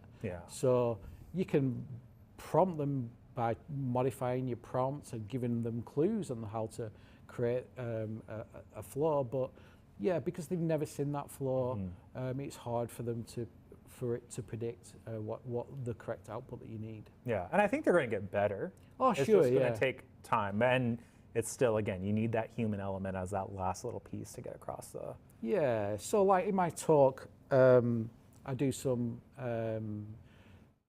email parsing discrepancies with encoded word, and I gave that to the AI, and it understood the format, which I was quite surprised at, and could give encoding output, but it is nothing that I couldn't have done myself, and I can do manually or I can automate it. So it doesn't give you anything new so far. I think there's huge potential there, and at Ports Radio we're going to be investigating how we can use AI in burp. And to be clear to the machine overlords, I am, 100% on board with AI and support the future. But for now, we still need the human in there. I've seen Terminator. I know how it goes. So, can you share any success stories where your tools or research have, significantly improved an organization's security posture? Yeah, well, it's sort of different with us. We're more offense orientated, so we will try and find flaws and get them fixed. So I think one of the big things was request smuggling that James found, like desync attacks. He made a huge imprint on the web security industry with that, absolutely massive. And he worked with the vendors to get that fixed. So I think we've secured a lot of different websites by offensively looking for these flaws, and I think that really works. And we've made the internet more secure from that point of view. And we're doing that all over the place, really, like Martin's recent research with web cache poisoning and deception. He's worked with vendors to get stuff fixed as well, and provided tools to help bug bounty hunters find these flaws as well easily. Yeah, I know the request smuggling one is one that, like, when I was trying to get into it and trying to learn it, I'm like, it was breaking my brain. But then once everything clicked, courtesy of his write-up and everything, I'm like, oh, this is so cool. And then the fact that, again, it was weaponized and I could easily just throw it through the tooling and find it, and it was great. That was like a game changer. Yeah, at Ports Radio, what we try and do is make a good write-up that tells you what the thought processes were and what we went, our journey when finding that bug. That's what we try to do, and then share that with the community, provide tools that allow people to find these flaws, and ultimately that gets fixed a lot faster. Like we could just sit there and then report bugs to vendors, and it would be a slow process. But giving the community these tools to find these flaws themselves and get them fixed is a win for everybody, really. Oh yeah, exactly. You're going to get it fixed faster that way. Exactly. Right. Yeah. So. So out of curiosity, I know you really focus on cross-site scripting and stuff like that. What's your favorite exploit that you've developed? I mean, obviously, besides popping a box that says alert 1, right? That's we know that's the game. It's a bit boring. That's the end all for cross-site scripting, but yeah. So what I'm most proud of is attacking browsers. So in my spare time, I hack browsers, and I have been doing for years. And I was quite proud of the fact that I found a browser flaw in every single modern browser, and also IE as well. So stuff like I like how you don't include that in modern browser. it's noisy. It's just a horrendous mess that's finally dead, which is good. But yeah, the particular one in IE I really liked because it was so elegant, and what it enabled you to do was execute JavaScript on any domain, which is super powerful, and like if that existed today, that would cause chaos. Yeah. So yeah, the particular one that I quite like was the Chrome one as well, where I could leak the URL from a parent domain, which was quite nice because I exploited Chrome. So I really enjoy finding browser flaws. It's just the community for browser flaws is a lot smaller than an XSS community, for example. So we tend to focus on good topics that impact the community. But yeah, I really enjoy finding browser flaws. Nice. Well, because obviously everybody uses a browser. Like Yeah. Nobody's surfing the web on the command line except for a few weirdos, you know. Yeah, but No you could probably exploit those, right? Yeah. If anybody spent some time, they could probably exploit those people as well. Oh, awesome. But yeah, it's good fun finding browser flaws. It's because it's a really good technical challenge, like difficult. Like nowadays, browsers are really secure. Yes. So yeah, it was good fun finding flaws in that. Frustratingly secure. Yeah, I might say I'm not complaining about it, but just like from a security professional perspective, there's so many times where you're just like, dang it, like just be a little less secure. I had that problem recently exploiting a CSurf vulnerability. So because we've got same site cookies now, it's a lot harder to exploit CSurf. But yeah, I still managed to do it. So yeah. Well, I know you have a lot of con left to attend to. Yeah. So where can our audience find more information about you at DEF CON or online? Oh, I've got a website called garethheyes.co.uk, and it's crazy. It's like what I wanted to do was create a 3D room, and you can navigate the 3D room, and it's got all my research on. But the killer thing is that it's all written in CSS and HTML. There's no JavaScript, so you can navigate the 3D room and view my work. Cool. I really like building it. It was good fun. So. Oh, nice. Yeah. Well, perfect. Thank you so much for your time today. And thank you, everybody, for joining us for the Bishop Fox live stream from DEF CON 32. Really appreciate everybody tuning in, and we will see you next year. See ya.